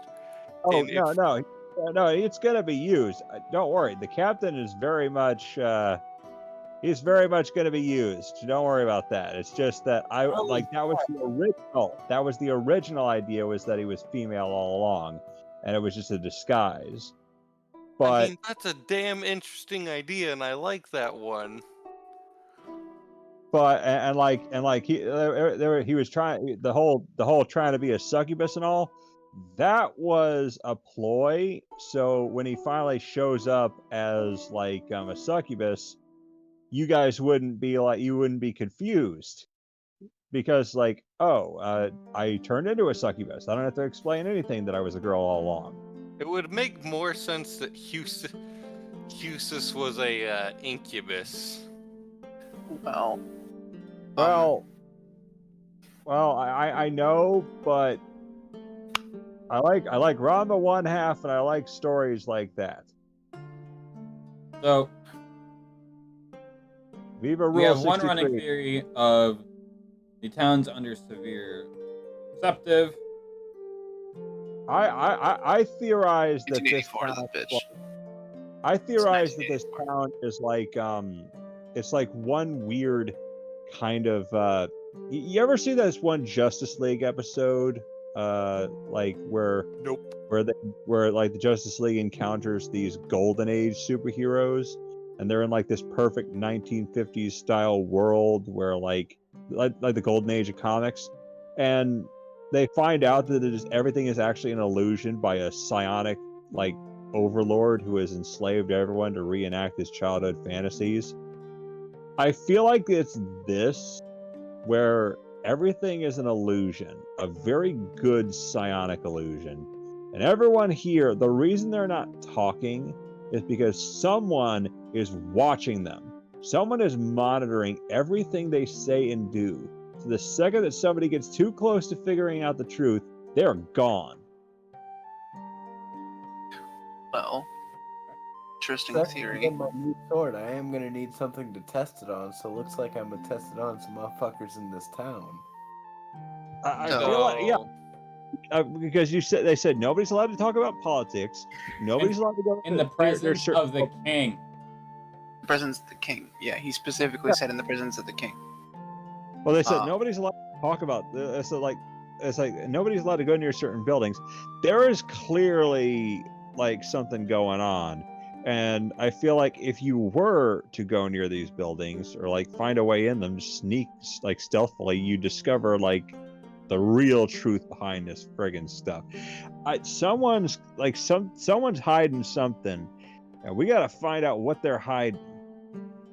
Okay. Well, I know this might be a bit of a disconnect from, what we were just talking about.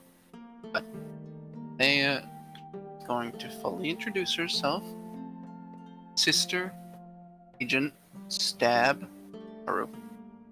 What did you say? Why are we stabbing?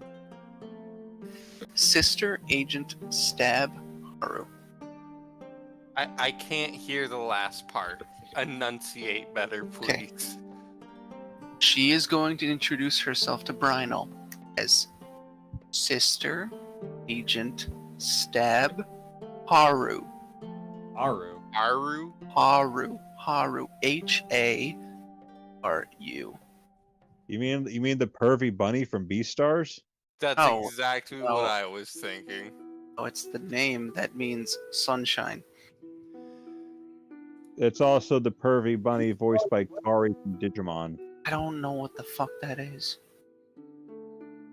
Who spends Yeah, the time You're saying references I don't understand. When I heard Kari's voice coming out of Haru, it's like I can't unhear that. That's all I hear. I hear Kari from Digimon. Bro, I was watching at the time I got reincarnated as a slime. I don't hear fucking Rimuru. I hear Black Star. Oh, Brittany Karbowski. Yes, I love her. I love her too because she voices Himeko in Pony Pony Dash, which is like one of my favorite anime ever. Mostly Right. because everything in there is just nonsense. There's a cat who lives in a soda machine who says he's God. Kana. What? When I first watched Blue Exorcist, I didn't hear Rin. I heard Aaron Yeager because the voice actor. Bryce Papenbrook. Yeah. Well, I mean, oh, and by the way, anyone watch Overlord? I've seen pieces of it. And ironically enough, the sessions that I go to with Stetson on Wednesdays, someone's car has a fucking rap of it.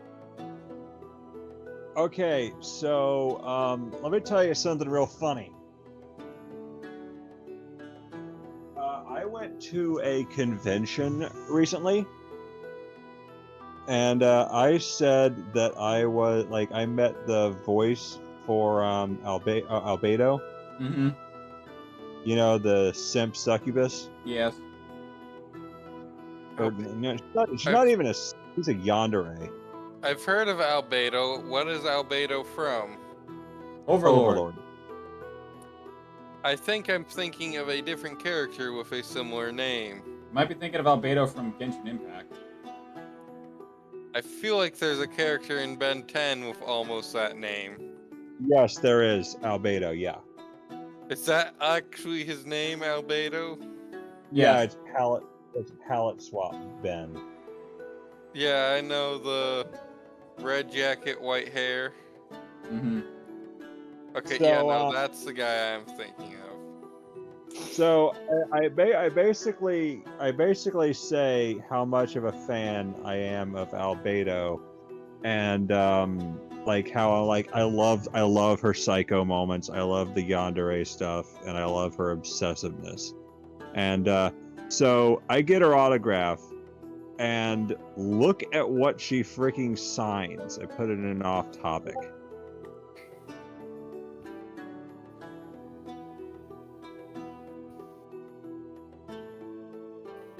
That's cute. That's adorable. Great. Now like by that logic, it's like, oh, yes. Nice. For those of us who have waifus, now we can imagine that. Nice.